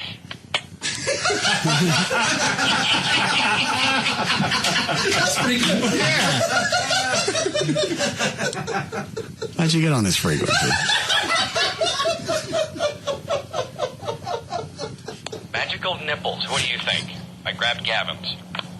Oh. Well, let me ask you something. Go ahead. What are you doing? Talking to you. What are you doing? Are your nipples there? Tell them to pick up.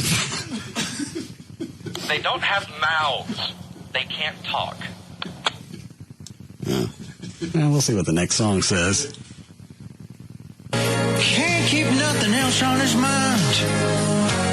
Back it up. Excellent. Nips are had just what I needed. I needed someone to bleed. When a man loves those nipples, can't keep nothing else on his mind. He'd trade the world for those nipples that he's found. If they're bad, he can't see it. Those nipples can do no wrong. What's the matter, Chloe? Just getting sick again. Back on his best friends if he put those nips down. Do you have an idea for the white trash party, though? Hold on a second. Is that you again on the hotline? No, it's Gail. She has some breaking news. Oh. Yes, Gail? Breaking news? Yeah. Stop it. Please. Is that from you or is it by proxy? I think at this point it's a combination. Oh, okay. Yeah. Well, there's only half a minute left. Half a minute? Yeah. That's an eternity in radio. Well. That's a whole 30 seconds. You're good. When a man loves those nipples, spend his very last dime trying I want to hear what the last song is. to what they need. He give them all. Gavin, is this the last one? Yeah, that's the last one. That's the last one? Yeah. All right. I believe I've had enough of that. Up until that, you were fine. I know. I don't know how to cut that song off. Once I just start going with that voice. Here's the one that he cut yesterday. Okay. This is the one that Dan came around the console and busted my lip. Oh, it must be really good then. Directly on point. I want to kiss those nips all over. That's really all you need to hear of that. Yeah, that's pretty icky. All right, Dan. You want to finish news? Can I vomit first? Up to you. Personally, I like to use the sounder.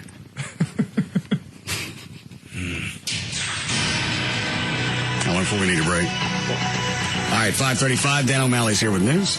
All right, in other news, a Shreveport, Louisiana police officer has been fired after a confrontation with a handcuffed female was caught on tape.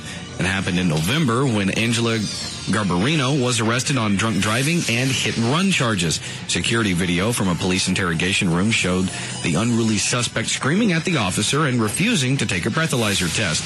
The officer is then seen turning off the camera during the incident. When the camera is turned back on, the woman is lying on the floor in a pool of her own blood. Her nose was apparently broken. I thought we already talked about this. Not that I recall. Not today. Oh, well, maybe I watched the video and I didn't. Thought we talked about it on the air. No. Good. She had a broken nose, her cheek was fractured, and she had teeth missing. Garbarino claimed the officer beat her. The officer said she fell down. The Shreveport police chief said turning the camera off after a suspect refuses a breath test is actually department procedure. The U.S. Attorney's Office and the FBI are opening their own investigations into the incident. I like the tacit defense. Oh, well, we always turn the cameras off then, without addressing the lying in the pool of blood issue. Well, if the camera normally shuts off at that point, you don't know what's going to play out after that. Well, I know, but I would think that would not be the focus of that statement, not, gee, we always turn the cameras off. Rather, she was lying there in a pool of her own blood after we turned them back on, would seemingly be more significant. Don't you think? In the course of a struggle, you don't have time to go back and turn the camera on. Well, I know, but you would think that they would be more concerned about her injuries. Well, they were still concerned. Well, they didn't address them in that statement. Didn't they? I think all they said was that they always turn the cameras off after an interrogation ended. Well, they do. Well, I know, but... Well, their point is it's suspicious that right before somebody gets the media out of them, the cameras go off. Well, I agree, and I think that should have been the focus of that statement rather than, we always turn the cameras off. What's the big deal? Well, they just did. What are you going to say? We always shut the cameras off right before somebody gets the media out of them? Well, or maybe, say, gee, we're going to look into this. We don't know exactly what's happened, but... Well, they have looked into it because the officer has been fired already. Wow. But they were saying that it's part of their department procedure when someone refuses the breath test to go ahead and turn off the camera. Okay, so it wasn't as a justification justification of his conduct. No. Okay. The officer was still fired. All right. I didn't know he'd been fired, so good. Never mind then. I think we have audio of that. No, for a statement from her. Sorry, handed me the cue sheet. What? He handed me the cue sheet of the presidential speeches, not of the news disc. Well, Dan, do you have a copy of what's on the news disc? No. Why wouldn't you have that, being the newsreader? That's something JD's always done. Well, hopefully he'll come back and I can get my hands on him. That'll make it a lot easier. Yeah. Very difficult to do from here. Come back, John. I'm still very sorry. I overreacted. Which will last for another 4 or 5 minutes. Can I ask Everett a question about that story as it might pertain to Texas? No. Fair enough. Go ahead. Those tagging, vandalizing, or shoplifting in Dallas may not find themselves behind bars even if they're caught red-handed. Overcrowding has prosecutors and police rethinking who they arrest and who they ticket. Dallas police officers will soon have a choice to ticket people for some nonviolent crimes that usually end in arrests. Officer Jeff Jacob, who patrols in South Dallas, said he has often pulled off his beat for hours just to go to the jail. The jail often has long waiting lines to bookend criminals, while people are usually taken in for crimes like shoplifting, graffiti tagging, and vandalism. Officers will soon be able to simply write them a ticket. Police hope the change will keep officers on their beat more visible and make them able to respond quicker to more serious crimes. Well, the problem with that is how many tickets do you have to get for tagging? Is that what they call it? Shoplifting. How many of those do you have to get before they'll actually haul you in? Because if you get ticket after ticket, there's no deterrent. Well, here's the thing. It doesn't change the level of offense. In other words, they cite you to appear, but you're not being cited to appear on what has become a Class C misdemeanor. You're cited to appear on an A or B misdemeanor. In other words, the offense stays the same. It just eliminates the booking in and booking out process for nonviolent misdemeanor crimes. All right. But if you're convicted on that A or B, you can be punished just the same. Then you'll still be locked up. Exactly. You'll be just as punished as you otherwise would be. All right. I misunderstood. I thought they just made all these tickets. No, as a matter of fact, there's statutory authority for all of this dating back to September of 2007 because there were some laws passed that allowed in certain circumstances, for example, misdemeanor marijuana possession, either Class A or Class B, suspended license cases.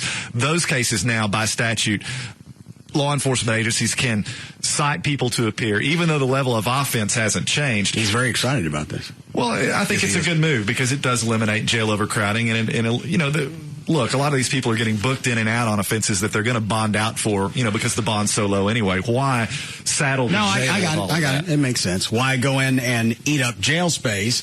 They're going to get out anyway, but they could still serve the time if they're convicted. Exactly right. And if you're stopped in a county that you don't live in, all bets are off, at least with respect to how the statute's written. So you'd be arrested. You're going to be arrested regardless. It's only if you get caught in the county where you slow live. Down.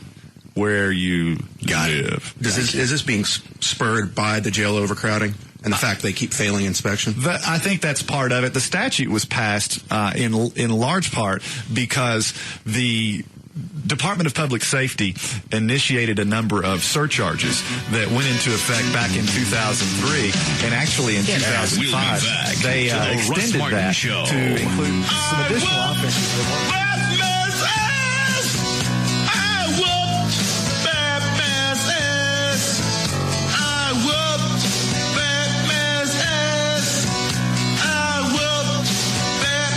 Format doesn't matter. Talk, country, rock, Hispanic, even boogie. He's numero one over them all.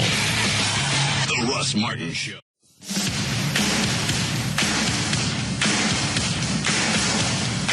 Now, back to the Russ Martin Show.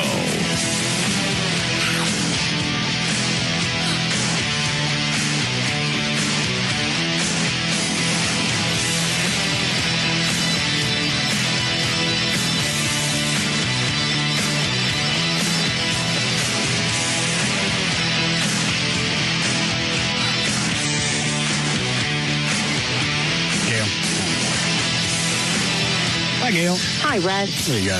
I've got westbound LBJ before Webb Chapel is reduced to 2 lanes only in the middle of already heavy traffic. Only 1 lane in the center and 1 on the right getting through. On southbound 67 past Ledbetter, you've got the left lane blocked by a wreck, a back up to Polk. On northbound 35, it's still heavy from Ledbetter as you head through Oak Cliff into downtown Dallas due to earlier problems. Westbound 183 Regal Road, the left lane is blocked. Southbound Central at Fitzhugh, the wreck's all gone, but the backup isn't. You're still backed up to the high 5. In Fort Worth, northbound 35 at Allen Avenue, the 2 left lanes are blocked by a crash and traffic's heavy from Seminary. And southbound, of course, looking at it, backed up into downtown. Eastbound 20 at 35, that left lane blocked and the right shoulder, and traffic backed up to Crowley Road now. Looks like they cleared this stuff in Denton County and in Collin County. I'm Gail Lightfoot on the Russ Martin Show. Thank you, Gail. This week you can expect partly cloudy skies. Actually looks pretty nice. Tomorrow we can expect a high of 69. Sunday a high of 72, a little bit warmer and still partly cloudy. Right now it's 50 degrees at Live 105.3. What was your problem with me working on the Torino? You're not a mechanic. I wasn't working on anything that was hard. You were using tie-downs to fix your gas pedal, and you were drunk. Not tie-downs. What do you call those? Oh, zip ties? Yeah. Yeah. I'm sorry, Trey, but normally I'd have your back, but that's kind of sweet. Zip ties will hold anything down. Hell yeah. They're clean. You don't have to run any cables. They hold. You're dealing with a car. You're not a mechanic. You have people to work on the cars. And I've seen Daryl use zip ties. I watched him. And you were drunk. All right. Drunk people shouldn't be working on cars, especially that you're going to drive and possibly, do something to hurt yourself. So far, it's run fine. And I had Curtis over at Blag go over everything to make sure that all the zip ties were secured.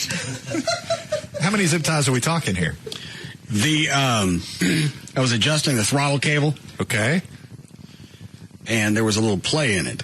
All right. So I put 3 or 4 zip ties around the cable, acting like washers, so we put a little gap in there. Oh, okay. And it's stable and safe and... It's zip ties. Okay, well, I'm just asking. I don't know.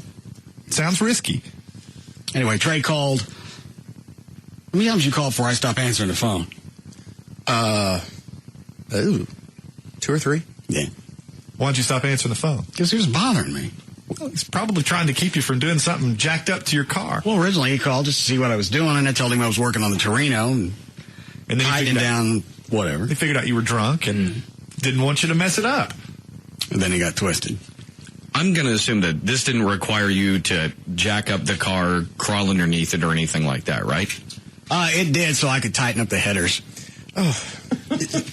Okay, now I'm with Trey. Well, the headers, you have to come at from the underside. And I think they were loose because I had an exhaust leak. That's why you have mechanics. Nothing's going to fall off if I just tighten up some bolts. You don't know what you're going to do. I'm more worried about the car falling on you if you're jacking it up and you're inebriated. I've got the jack stands. I think they're in the attic.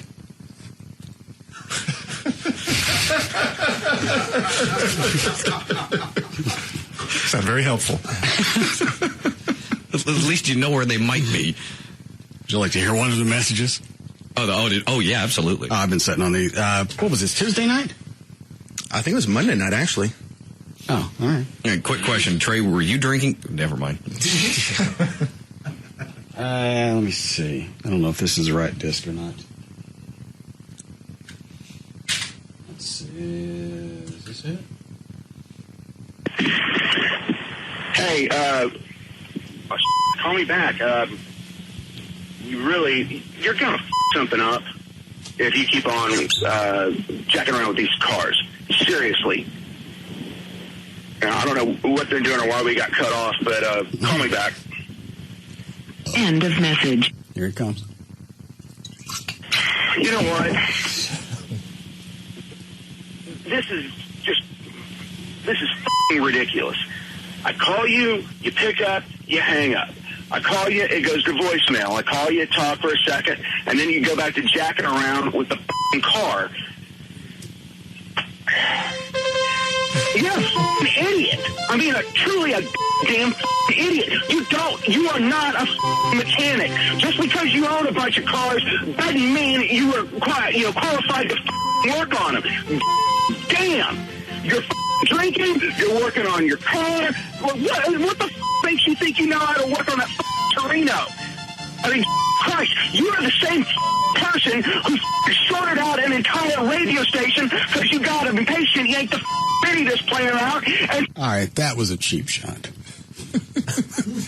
Trey's living in the past. How was it a cheap shot? I didn't know it was going to short out the console. And why would engineering have one mini-disc player wired into the entire system when it should be isolated? So actually, it was good that we found out. No. Yes. It's a diagnostic tool.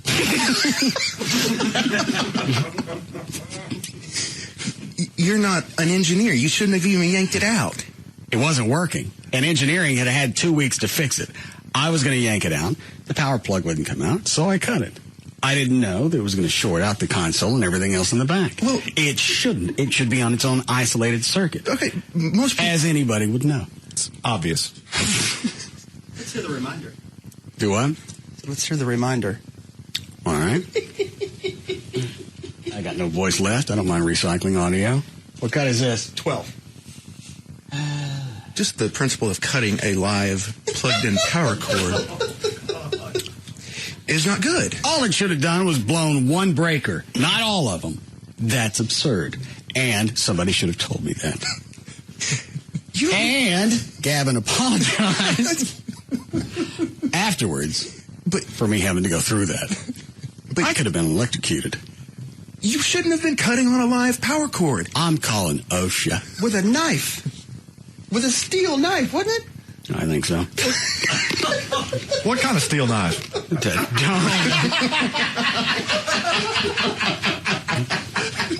Why don't you guess?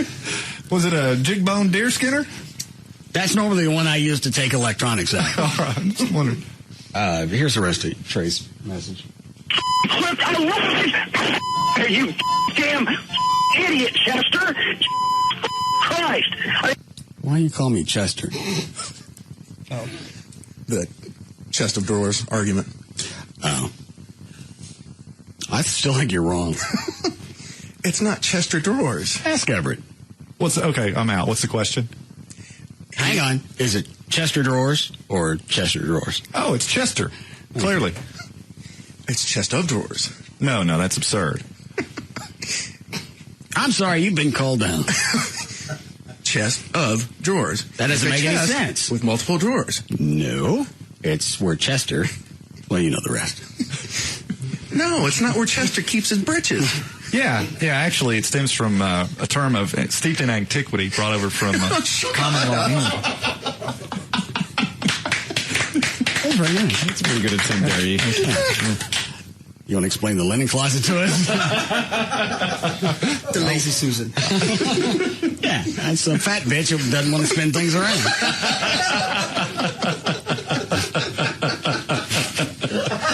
I could probably milk this for another hour. Why not? What's in your kitchen?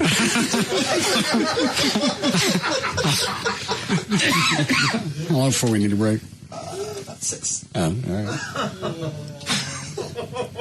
Chester.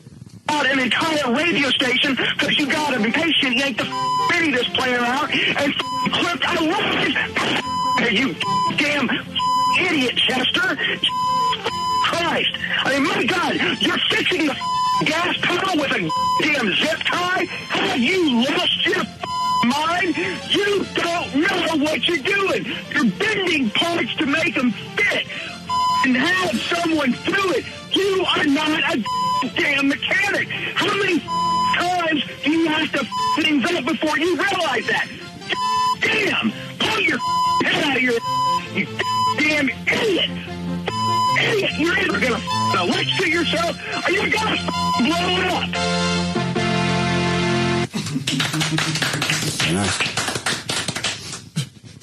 You guys have a very strange relationship. I've covered this before. I think he does this because he knows I'm going to use it on the air, but it's also a way to call me a dildo. and get away with Right. it. And if I ever call him down on it, I knew you were going to use it on the air. Yeah, it's just for a bit. Right. So not only is it content-laden, it's also cathartic. Exactly. A dual purpose is served. Is that what you're doing? No. All right. What is this, Clem? It's audio of the power cord being cut by Gavin. I've already admitted that I've done it. Okay. 12? Yes. There are only 3 things that come out of that. Unplug them. Are they out? Yeah, there are 4. Okay. Well, why is it still on? Oh, plug electricity. Is it out? I'll pull it out myself. Oh, it's got a power cord on it. Yeah, it's hardwired to power cord. Give me a knife. Russ. What? Do this. With a pair of pliers. Oh, my. I got it. Well, so fuck! Quit doing this. Give me some.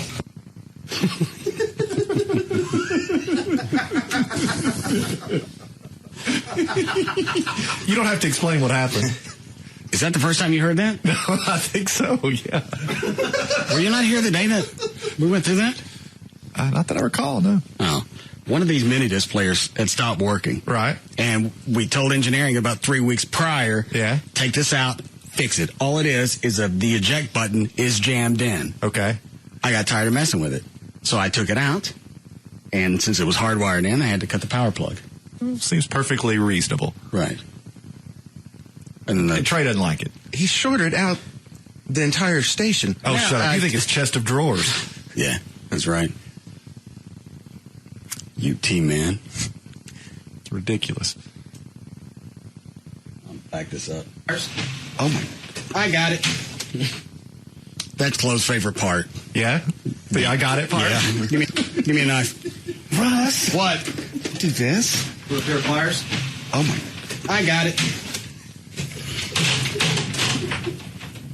Well, so fuck! Quit doing this. Give me some.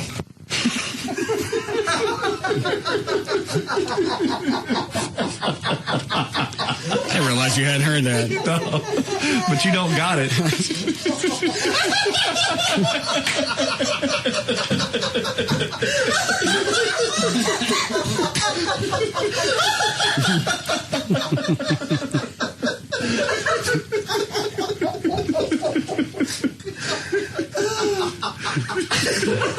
Do we need to break, or do we need to play some more audio to embarrass me? 3 minutes. No. Okay. Well, what was that chick on hold about I didn't understand it. Trey's drunk messages or mine? Honestly, I don't remember what it was that they were saying. Well, although one person did call in and request that someone piss off Trey at least once a day, so there are a new batch of messages each day. Oh. He thoroughly enjoyed those. Okay. Now, is alcohol always involved in these, Trey, or does it matter? Yes. Okay. Whether it's Trey or me, back and forth. Always. Well, normally if it's late at night, then... You've been drinking. Okay. Makes sense. And I think that's another defense mechanism that Trey uses. I was drunk. Sorry, I lost my head. I knew you were going to use it on the air. It was content. I was drunk. You're a dick. Didn't mean a word of it. Right. That's why he can come in here and he doesn't get his ass chewed. Very clever, Mr. Trenholm. All right, Dan. You have any more news? Yeah, we were talking about the woman who was allegedly beat down in Shreveport by the police. I have that audio if you want to listen to it. All right. It's cut number 29 on the news disc, Angie Garabino, and she describes what happened in the jail in Shreveport after the security camera had been turned off by the officer. All right. She'd been arrested for DUI? DUI and also hit-and-run charges. Okay, so she's resisting inside the interrogation room. She was resisting. She was handcuffed. She was already under arrest. They were trying to administer the breathalyzer test, and she was refusing. Okay. Officer Willis came over to me in the chair. He threw me against the door as he did in the video. That's when the video is still turned on. I hit my right side of my face, and then he slammed me against that black file lock. Now, I saw part of this video. She was resisting. So a lot of times she loses her balance. I'm not defending the cop because later I think he really beat the piss out of her. But in the beginning, she's, what do you call it? Resisting. Dan. Boisterous. One more. Cantankerous. Thank you. Sorry. Yeah, and of course the department came back and said, even though the officer was fired, you're right, everything to a certain extent with most of her injuries could be conducive to just flopping around in a small room with those objects and you're just really hammered. But when that video comes back on, that's an assload of blood that's laying right where her head is. Well, yeah, I mean, she had a broken nose. There's a ton of blood from that right there. She had a fractured cheek, and then on top of that was missing teeth. So just from her teeth being knocked out and a broken nose, that's going to be an inordinate amount of blood. Okay. And that's where this gash in my forehead that you see is, and then he, threw me to the ground. All right, what's the next one? There on 3 occasions. This cut number 30 is her attorney describing the officer's actions after the camera is turned back on. Got it.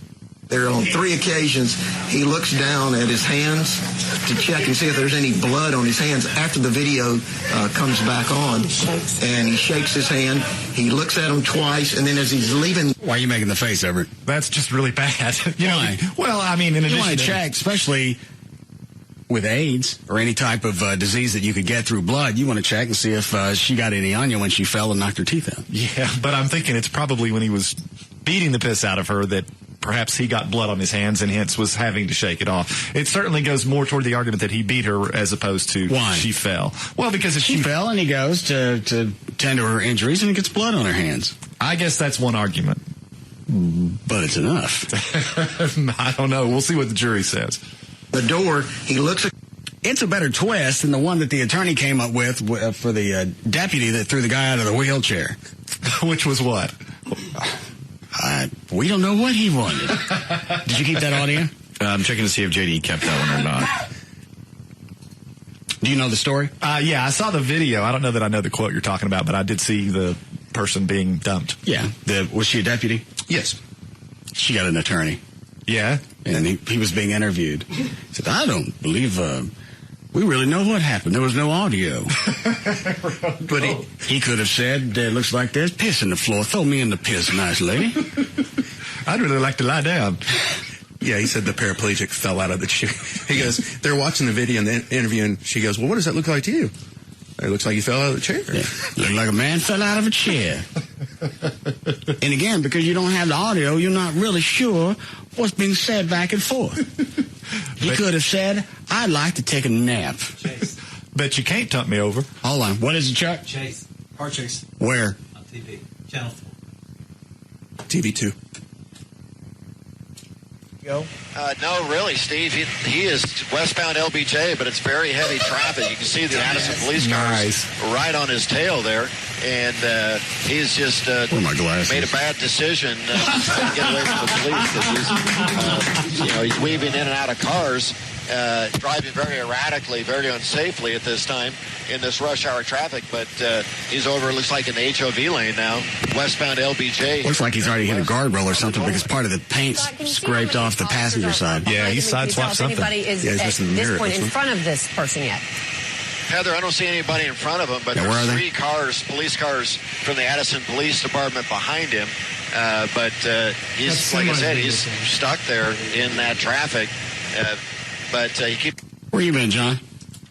Home. You went all the way home? You got halfway there. Traffic sucks. It does. It really blows. What's it like listening to the show in the truck? I was listening to Fast Steady Coil. You're dead. He's on KSCS. I didn't know that. He's going around cars, including some of them in the HOV lane there. Well, this is certainly not a time of day where traffic is going to get any lighter for this person. No kidding. You don't know how lucky we are to get out of here at 7:30. The traffic blows. Did you get on 183? Yeah. Well, no, I went up 114. Yeah. It's going to continue to get heavier in this direction. I think they said he's, westbound 635? Yeah, they just said westbound 635 in the HOV lane. Sure picked a good time for a chase. Well, And you picked the wrong day, too. I'm sure they'd like to beat somebody's ass. With Officer Lozada falling. He's making a dangerous westbound situation. Here. Traffic is very heavy up ahead. I just see miles and miles of brake lights up ahead. But as you can see, he's in the HOV lane with the Addison police officers just a few feet behind his car. I count 4 cars right now. I can tell the intersection. It's one of the situations where you wish there was a semi in the HOV lane and it would just end right here. Not in a crash, I'm just talking no place. That's about to end. He just got blocked in. Get on the HOV lane. No, he gets away. Talk about, but he's. How do you know? Because you're delay. You paused it, so you're about. Well, stop telling me how it is. It's still going on. You know, weaving in and out of traffic. Freaking Chloe wannabe. Exactly. Well, now it looks like he's going to get off. All right, he just cut across the freeway, went over 3 lanes, got on the exit ramp. Yes, he just made his own on-ramp there, went from the HOV lane all the way across 4 lanes of traffic to the access road and exited. Looks like we're about midway or so. And he's at the Best Buy. The parking lot there. Midway. Addison police still in hot pursuit. All right, let me jump up to live television. Like this, the officers try to figure out as best they can what the suspect's going to do so they can get up ahead and put out the stop sticks or block. But this person at this point driving erratically, going, like you said, making their own off-ramp. And now in a... Looks like he went into the industrial district there in Addison where they have all the furniture stores. I shouldn't say he, where this suspect is. Alpha? Yeah. That looks, this looks like is this that area kind of west of the Galleria, in that area where there's some carpet warehouses and a lot of warehouse areas over there. For those railroad tracks? Periodically check in with air traffic He's running control. parallel with the... So everything's staying. Oh, that's that new development in Addison. We're watching what's that called? Here on the ground. Get into some of those Addison apartments right there. He's back on industrial now. He's coming up on the tollway. Earlier he was southbound, then northbound, then southbound again, and got off on LBJ. Let's see what direction he goes this time. Looks like he's turning back to the right, which is southbound again.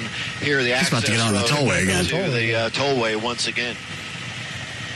What is that? The tollway, almost at 635. He was just on this area and had taken the exit to get on 635. He'd been on the tollway. All right, he's southbound on the tollway, just now passing 635. Going over the top.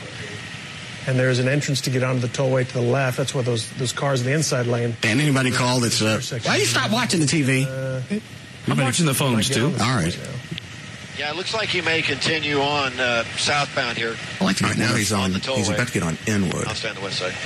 Well, and if he does, it looks like traffic moving along at a fairly good speed. Sure. It's going to be one of our listeners that's driving an 18-wheeler that could flatten him. Yeah. Well, he's going to run into a real bad mistake, and the toll road goes down to like 1 lane Addison, at Wycliffe. Sometimes in Dallas, they would, if it's a lot of traffic in the situation. What difference does that make? He's already come up to stop and go traffic. Police departments have that. There's nowhere to go. 7-car pileup right if you're on my way out. I don't know who makes that call in Addison, but what's he driving? I'm sure they're monitoring that as well. But looks like a little Toyota. South, it's got good pickup. On the tollway and the traffic situation is a problem. Scott, if you want to fill folks in again on Sky 4's got Chopper 11 inside. Scott Wallace again talking. I think there's other helicopters in the air, and they got to talk. It's not going that fast. It looks like maybe 60. But as Scott was telling us before, lots of citizens around too. Became aware that this person had rammed a couple of cars in a parking lot. All right, well that explains the chase. Well, the scrape on the passenger side. Right. How we doing, Clint? Too bad. Yeah, I thought Dallas had a no chase policy. This ain't Dallas, it's Addison. Kind of going in no particular, no one direction anyway, kind of off and on, and now, as you said, headed Obviously, south. Addison has a chase policy. Dallas North Tollway. Chase him into Dallas. Hey, Scotty, there. Looks like he's continuing southbound here on the tollway, and he is... it looks like there's some heavier traffic up ahead, but right now he's in light traffic. He's probably going about 55 miles an hour or so, so he's not excessive speed at this time, but that traffic is slowing down as we get farther south. And now Dallas Police Department's helping Addison out now. Their police helicopter has just... It doesn't look like they're going to try that, what do they call it, the pivot maneuver? Where they come up behind him and sling the car around? No. What's slowing things down here, Scott? Is this just traffic? I believe it's just traffic, Steve. It looks like there's some heavier traffic up ahead. And I think it's just the increasing amount of traffic as it's southbound here on the tollway. You know what? You're not on the freeway. You're not out in East or West Texas. There's no place for you to go.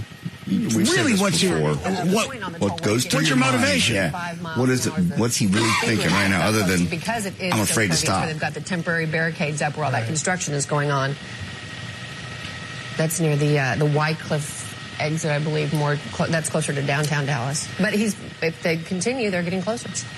You might as well just meet him at Loose So Ferry. Scott with the... Is that where he almost is? That's where he's headed. Well, hang on. Maybe I'll pull in. Yeah. I'll drive myself. Drive through. He might be listening. Yeah, could be. Flash your lights if you're listening. Yeah, Steve, it can get a little bit complicated. It'll take a second because of the I'm not delay. sure Addison and Dallas can communicate directly. Sometimes they can, sometimes they can't. So I don't know if they have interagency radios or not. But the Dallas police helicopters definitely on this pursuit. Since they know I like police chases, he can be running to get my attention. That's right. I'm almost like he's Jodie Foster. As it continues south, we're approaching Northwest Highway now, and I can see a lot of red brake lights up ahead. So things are. How far are we behind? So we've got Dallas in the air. Talk, if you can, about Dallas ground policy in police chases. Well, they have a fairly restrictive police chase policy. I tell you what, go ahead and run the break, and if they catch him, I'll roll the video back.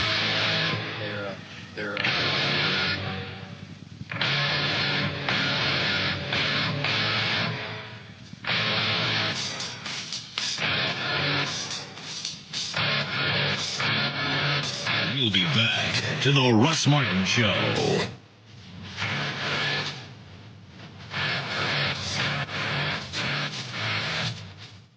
Big 5-0. Okay, he stopped. Yeah, he has stopped. He has gotten out of the car, hands up. And now the Addison police officers have him on the ground. They've taken him into custody. No shots fired. They beat him? You can see the officers have wrestled him down to the ground. They're putting handcuffs on the suspect right now here on the tollway southbound. That trooper just walked up. I don't know why. He stuck both fingers in his ears. Yeah. I don't hear none of this. In a kind of a parking lot. Wow. This driver apparently was hitting other cars. And that's White people scream, so high pitched. At this point. Yes, Steve. That's the understanding that we had, that he had run into a couple of other cars. Police started following him. He started throwing something out the window. Police suspected it was something illegal, and they start the pursuit. Ever, if you throw something out the window, can it still be used as evidence? If they find it.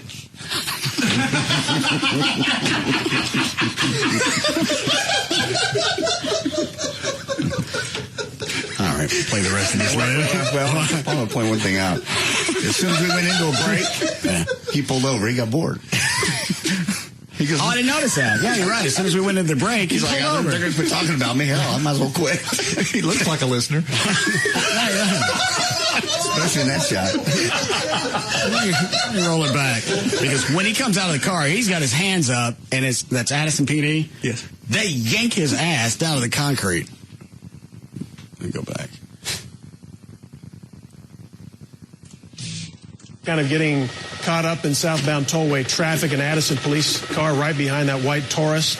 Well, and this thing started in Addison, and now he's stopped. stopped. And he's getting out of the car. Watch him grab him. Okay. Yeah, he has stopped. He's gotten out of the car, hands up. And now the Addison police officers have him on the ground. They've taken him into custody. No shots fired, but you can see 4 officers have wrestled him down to the ground. They're putting handcuffs on the suspect right now here on the toll. I've never seen anybody get yanked down that fast. I'm surprised and they didn't make him get on the ground, spread eagle. No shots fired, but you can see. Well, he had his hands up. Yeah, it's a felony stop, I guess. Yeah, he has stopped. He's gotten out of the car, hands up. And now the Addison police officers have him on the ground. They've taken him into custody. No shots fired, but you can see 4 officers have wrestled him down to the ground. They're putting handcuffs on the suspect right now here on the tollway southbound in the city of Dallas. So what's the rule of evidence? If they throw it out the window, can it be used? If they find it. Okay.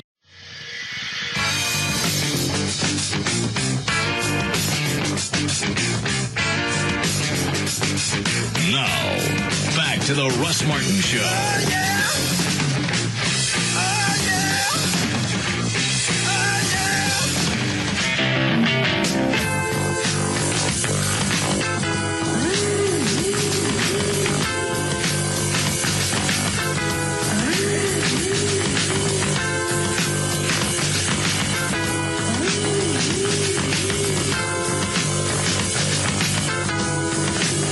right, Dan, what else you got?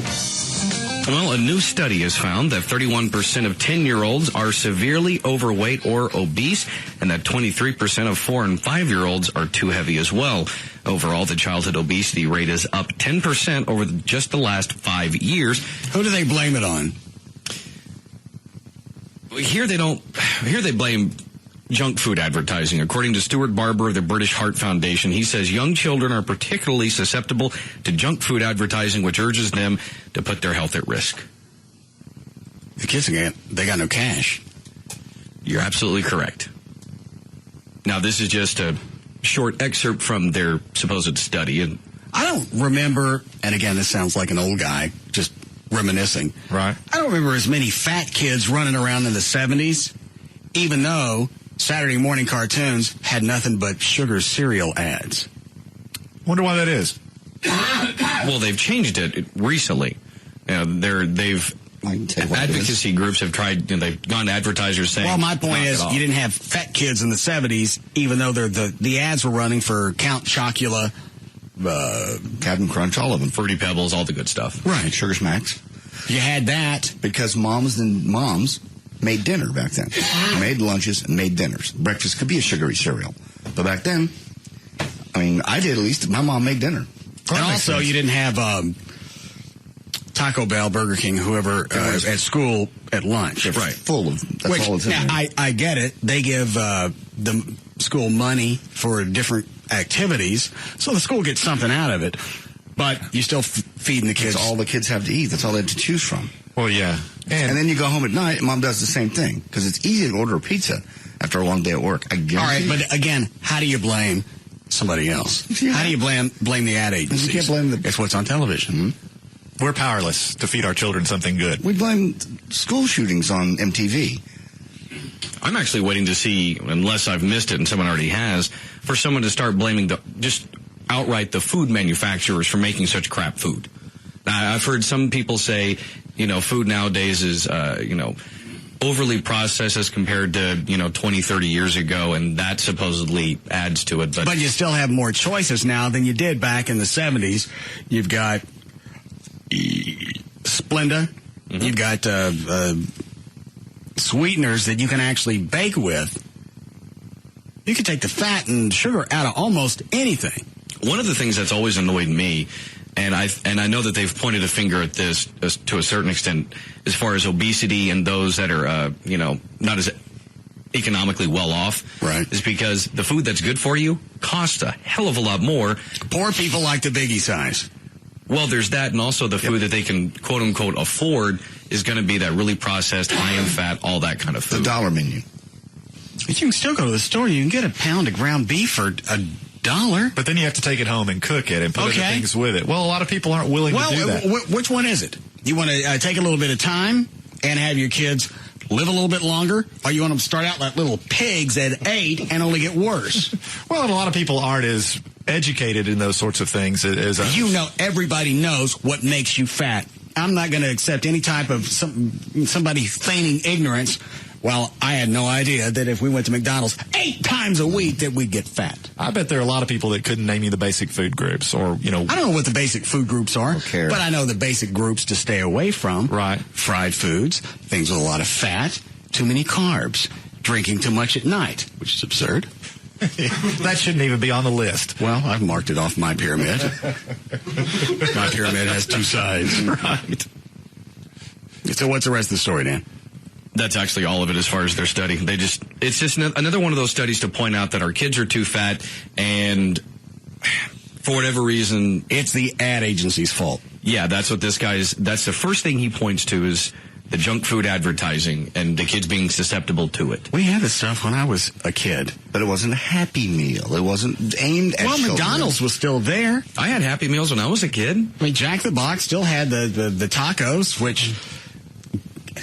I don't even want to ask anybody what's actually in it. I just know that's what I want to have. Calorically, or what it's actually built of. Because it's not horrible. I mean, they're not good. The Jack in the Box tacos? They're really not as bad as you might think. I'm telling Thanks, Chloe. I guess I've been put in my place again. Yeah. Pull it up, Dan, if you get a chance, or I will. you still know. First of all, fast food has been around when we were kids. So this phenomenon of fat kids didn't just happen yesterday. It's gotten worse and worse. 7. Yes, Robert. Hey, I think the biggest difference between now and when we were kids in the 70s, Russ, is that we got out and played. You know, I mean, if they want to blame somebody, why don't they blame PlayStation 2 and Xbox and cable and computers and internet and parents who don't tell their kids to get your butt outside and play some football or something, you know? Well, it goes back to the simplistic angle of it's the parents that are buying all this crap. It's not Sony didn't come to your house with a switchblade and went, hey, here's a PS2. Take this, or I'm going to pull your tongue out through your neck. That's what the kids want. What do you want? I want the PS2. I want the new one. We have a news story in there. The new 3. Thanks, Robert. 3-screen wraparound 3D PS2 that's coming out next year. All right. That's what the kids. Well, what do you want for Christmas? I want the PS2. Well, how would you like a bike? No, I want a PS2. I want. All right. How about we get you a bike? You got the new PlayStation with all the screens. Right. But if you got a bike, and if you learn to turn your head, you'll see more screens than I could buy. How about that? Well, you're going to have an argument there, and you're going to buy the bike, and it's going to sit there. You can't throw a kid on a bike. Well, you're not going to get both. You want multi-screens? You get on that bike, ride around the neighborhood. That's not fun. I don't want to do that. I want to shoot people. I want to stop and kill some hookers. You can do that on a bicycle. You can't do all the things you can do on the PS2. Well, I think you can. Fly airplanes. You can kill hookers? Absolutely. Well, it depends on where you ride. Wow. Were you going to say something, Dan?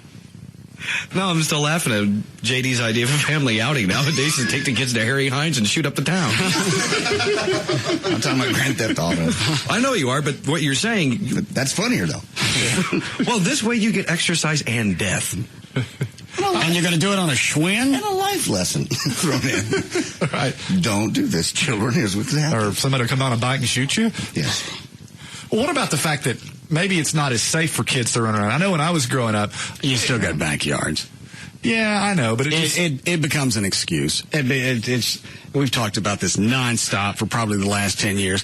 Parents want to hand their kids something, go stick them in another room, and just be done with them. Sure. I got work, I got responsibilities, I've got crap that goes on nonstop. I don't want to come home at the end of the day and have to deal with this kid. I want him to go sit in his room, take a computer in there, play PlayStation, look at porn, the 2 chicks, 1 cup, 2 Japs, 1 nut. I don't care what they got, as long as I don't got to mess with them. So somebody's got 2 and somebody else has 1. Well, sometimes they're inequities. But that's really what it comes down to, because if you were really concerned about what your kid was looking at on the internet, you take them out of the bedroom, stick the computer in the family room. Sure. As opposed to saying, well, we should have more software. You know what? Blow me. Why don't you just take the computer in there so you can watch what they're doing? And that's going to be better than any software, because there's not going to be any glitches, no loopholes, no way for the kid to get around it. Plus, they can ask you questions, or if you see them surfing something questionable, you can advise them. Right. Daddy, which one of these men loves this woman more? The one with the cups. All right. God. The one that finished on her back or in her face? Which, oh, God. Which line, Dan? 2.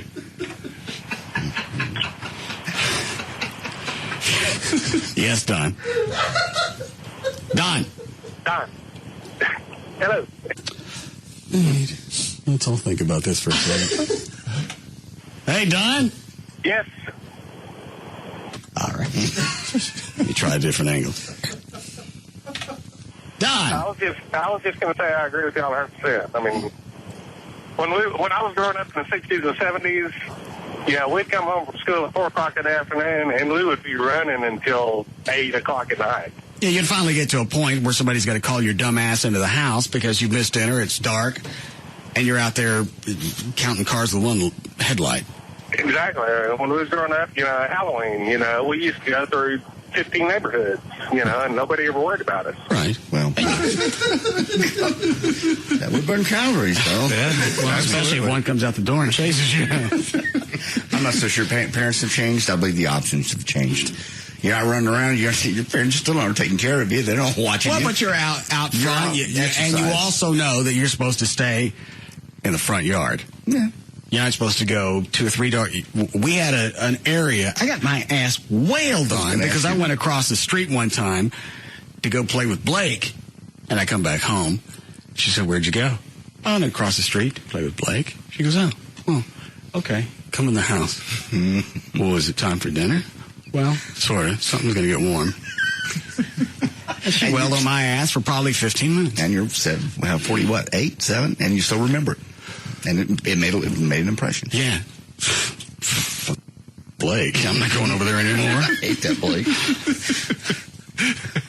That was the first time I saw a naked female.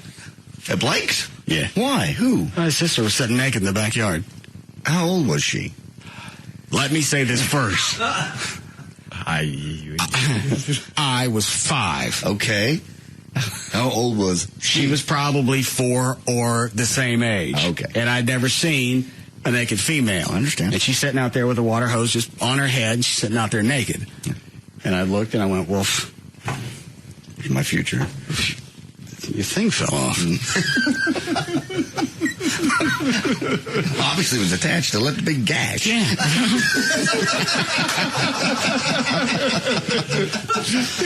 Maybe the tabs broke off.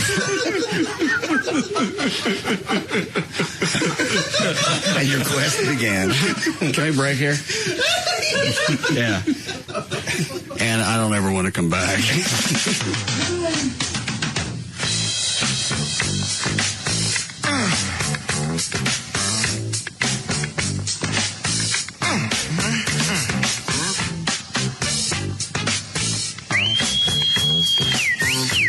We'll be back to the Russ Martin Show.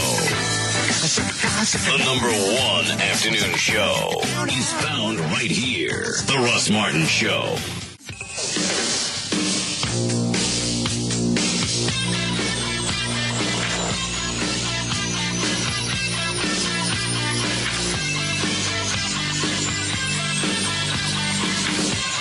Now, back to the Russ Martin Show.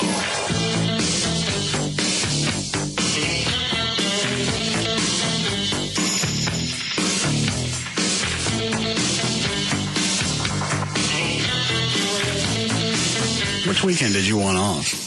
For your 3-day weekend? For the Jimmy Buffett was coming in town in April. I thought he was just here. No. That was last year. No, he hadn't been here for a year. Oh. Last summer. All right.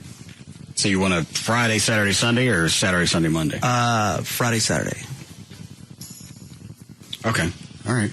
And you got more margarita questions? I do. I have average trivia. I have some more Rockford stuff. It's a little easier. And he doesn't know about Rockford. Okay. Then maybe you want to answer it. So I never watched Rockford growing up? I guess he's too young. Did you? I watched a little bit. I enjoyed it. I just don't know much about it. No. Was on the hotline? That is Johnny. Okay. Hi, Johnny. Hey, Russ. What do you got? Got a couple dogs to mention. The first one is Elsie, who is a Rottweiler Norwegian Elkhound mix. She's a very happy girl. She's about a year old. Where is she? She is at Dallas Animal Services. What's the matter? You sound like you've been crying. No, I'm not. It's kind of stopped up, old stuff. Okay. And I just emailed you a picture. I thought maybe I would email you pictures of the dogs I talk about. Okay. So you can at least see them. And the other one I wanted to mention is a really pretty black lab shepherd mix named Shadow. And Shadow is about 5 years old, and I love the reason why her owners surrendered her. They said that the kids wouldn't take care of her. Well, cat has to be fed. Yeah, parents have no responsibility in that, I guess. But well, some parents get animals to show a kid responsibility or to teach a kid responsibility, but you don't make the animal suffer because the kid didn't pick up on it. Right. Okay. And it's the kid's fault, so Shadow is about 5, but she's a very pretty, very friendly. I don't even know why people give excuses when they surrender an animal. Whatever you're telling me doesn't make any difference. Yeah, if it's going to be retarded. The apartment I moved into wouldn't take animals, so I had to have my beagle put down. Oh, Jesus Christ. Happens all the time. Shut up. Or they call and say, I'm moving tomorrow, and I need to do something with my dog or cat. You can look on Craigslist. It will make you crazy. Yeah, why do you go on there? Because from time to time, Trey, you'll send me links of people with jackass excuses of, I got to get rid of this dog because we got new carpet and he's not house trained. Or he don't match the carpet. He still don't match the carpet or his grunt. The reason I go on there, and this is retarded, but there will always be people who post, well, I'm looking for this, I'm looking for that, and I'll respond to them, here's, one shelter, here's another. You can find anything you want. No, they don't. They want to go to one clearinghouse and not have to do anything else and make as few moves as possible to get rid of an animal. And sometimes there'll be people who are getting rid of an animal, let's say a black lab, and someone looking for one, and obviously they haven't looked. We're running out of time to not clo around, so get to the point. Oh, I'll just put them together. So you're looking for a black lab? They're getting rid of one. Here you go. So you actually, you went through and matched everybody up? If I can, yeah. Oh, okay. All right. Anything else, Johnny? They just have lots of wonderful animals there, and I have the phone number this week. All right. Very studious. It is 214-671-0249, and that's the adoption desk at the new Dallas Animal Services Adoption Center on Westmoreland and I-30.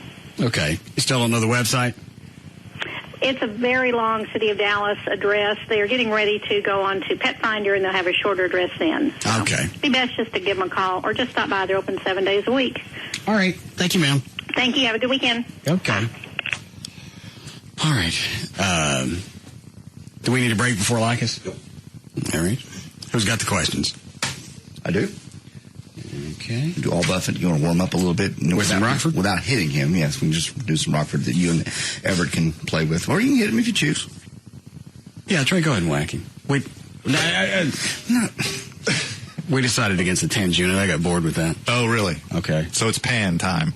Yeah. Excellent. It's a little more colorful. Yes. All right. Go ahead, John. The theme song for the series was entitled... For the Rockford Files? Mm-hmm. Some of these are going to be easy. All right, then. Rockford Files. Correct. Was written by? Mike Post. Very good. Rockford Files. First episode aired on? The exact date? You don't have to give me the year. It's just an odd day. October 5th? Friday 13th. Oh, lasted 6 seasons. According to James Garner, the license plate number on his car was 853 OKG. Very good. And it was thought of by his agent. Okay. Do you know what it represents? OKG is Oklahoma Garner. Mm-hmm. 853 is first year in acting? Nope. 853. What are you hitting him with? Well, bend over. Ow! I get a freebie for that one. Go ahead. August of 53 when James Garner got his first acting role. And the OKG, of course, is Oklahoma. Well, I thought I got it right then. Well, you got half credit. Okay. The reason that the final episode of Rockford Files ended in January, halfway through the season, is? Garner had back problems. He got ill and had to cut it off in mid-season. Okay. In the opening narrative, James Garner's voice as Jim Rockford's answering machine says? The exact line? Verbiage. It's in every show. Hello. Now, this is Jim Rockford. At the tone, leave your name and message. I'll get back to you. All right. All right. You got any more? Nah, give Close some Margaritaville. All right. In the song, he went to Paris. What was he looking for in Paris? Do you want multiple choices or do you want... Do you know this one? No! On all these, do you want multiple choices, Russ? Yes. Okay. Oh, me? Yeah, I was asking you if you wanted multiple choices or how you wanted to do it. Oh, well, I don't know. All right, in the song, he went to Paris. He was looking for answers, solutions. Answers. Yes, that's correct. Okay. According to a Buffett song titled Life is Just a Blank, it is a bad accident, a choral event, a big game, or a tire swing. A tire swing. Very good. Finish this album title. Boats, beaches, bars, and... Ballad. Very nice. Okay. What type of plane does Jimmy currently own? No, I had you on that one. A white sport coat and a pink crustacean is, what is that? Oh, never mind. Screw that one. You gave him the answer, didn't you? Yeah, I did. Yeah. How many planes has Jimmy owned? 5. 9. What is the name of Jimmy's plane he crashed in September of 1994 in Massachusetts? I think it's some sort of Jamaican. No, Lady of the Water. Sorry. What does Jimmy keep in his swag box? I didn't give Chicken? No. Tapes, CDs, and T-shirts. Who were Jimmy's heroes when he was young? Were they presidents, teachers, politicians, pirates, or sailors? Pirates. Yes, that's true. Very nice. Okay. From the song Miss You So Badly, what hotel were they staying in? Pensacola. Bang. Holiday Inn. Are you really hitting him? Yes, he's really hitting me. Give me the Jesus pan. Christ. Ask Claude a question. Sure. From the song Margaritaville, what was the tattoo of? A little senorita girl. Nope. Jesus. Actually, it was close, but Yeah, I'm doing that. Yeah. You know what? Just let me do it. Go ahead, John. Mexican cutie. All right, these are going to be lyrics. You tell me the song. If we weren't all crazy, we would go insane. What's the song? Changes the latitude. Jesus. Wrinkles only go where the smiles have been. What's the song? Proper soup. Nope. Is that wrong? That's wrong. Oh, Barefoot Jesus. Children. Give me oysters and beer for dinner every day of the year, and I'll feel fine. Chalice. Take it all in. It's as big as it seems. Count all your blessings. Remember your dreams. Nope. Jimmy Dreams. I'm just trying to get by being quiet and shy in a world full of push and shove. Van Halen. No. Why no, I know. Let's see. Now I go for younger women. Live with several a while. Now I go for younger women. Live with several a while. You should know this one. What's the question? That's the lyric. Yes, give me the Pirate song. looks at 40. Very good. Okay. All right. Some people claim there was a woman to blame, but I know it's my own damn fault. Oh, Margaritaville. Mm-hmm. This and that comes and goes. Oh, wait a minute. Hold on. I don't have the answer to that one. Never mind. It was song Pencil Thin Mustache. Whose picture did Jimmy want autographed? Maddie the Mime. No. Andy Devine. According to a Buffett title, what did Jimmy say he would play? Hang on a second. What? My arm's getting tired. What? Now you know how your mom felt. Yeah, that's right. Go to the old folks home, get my dad to close for a while. We've only got about 5 more. All right. According to the Buffett song title, what did Jimmy say he would play for? Dominoes. Gumbo. Oh, dang it. In the song That's My Story and I'm Sticking to It, who did he say stole all of his money? I think it was one of the...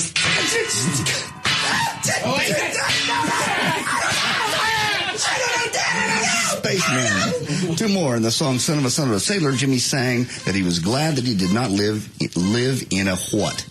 Trailer. That's correct. Finally, in the song Cheeseburger in Paradise, what type of habit did Jimmy say he was trying to amend? Drinking. Let's go, Chuck. Carnivorous. Did he get enough to get the weekend off? Yes, he did, actually. Did he really? The handle's coming off his pants. We'll have to get some tones. Well, I'm not surprised. All right.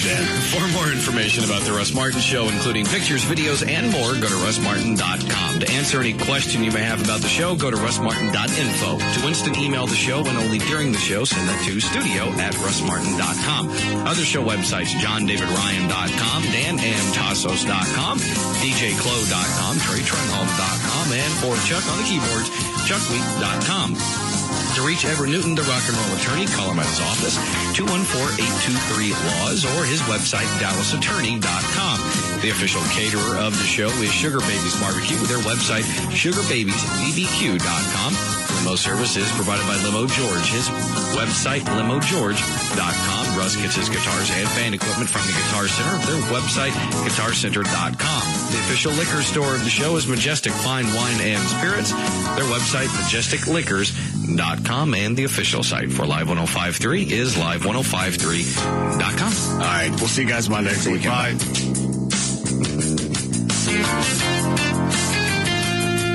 You can now listen to The Russ Martin Show anytime you want on the web at russmartin.info.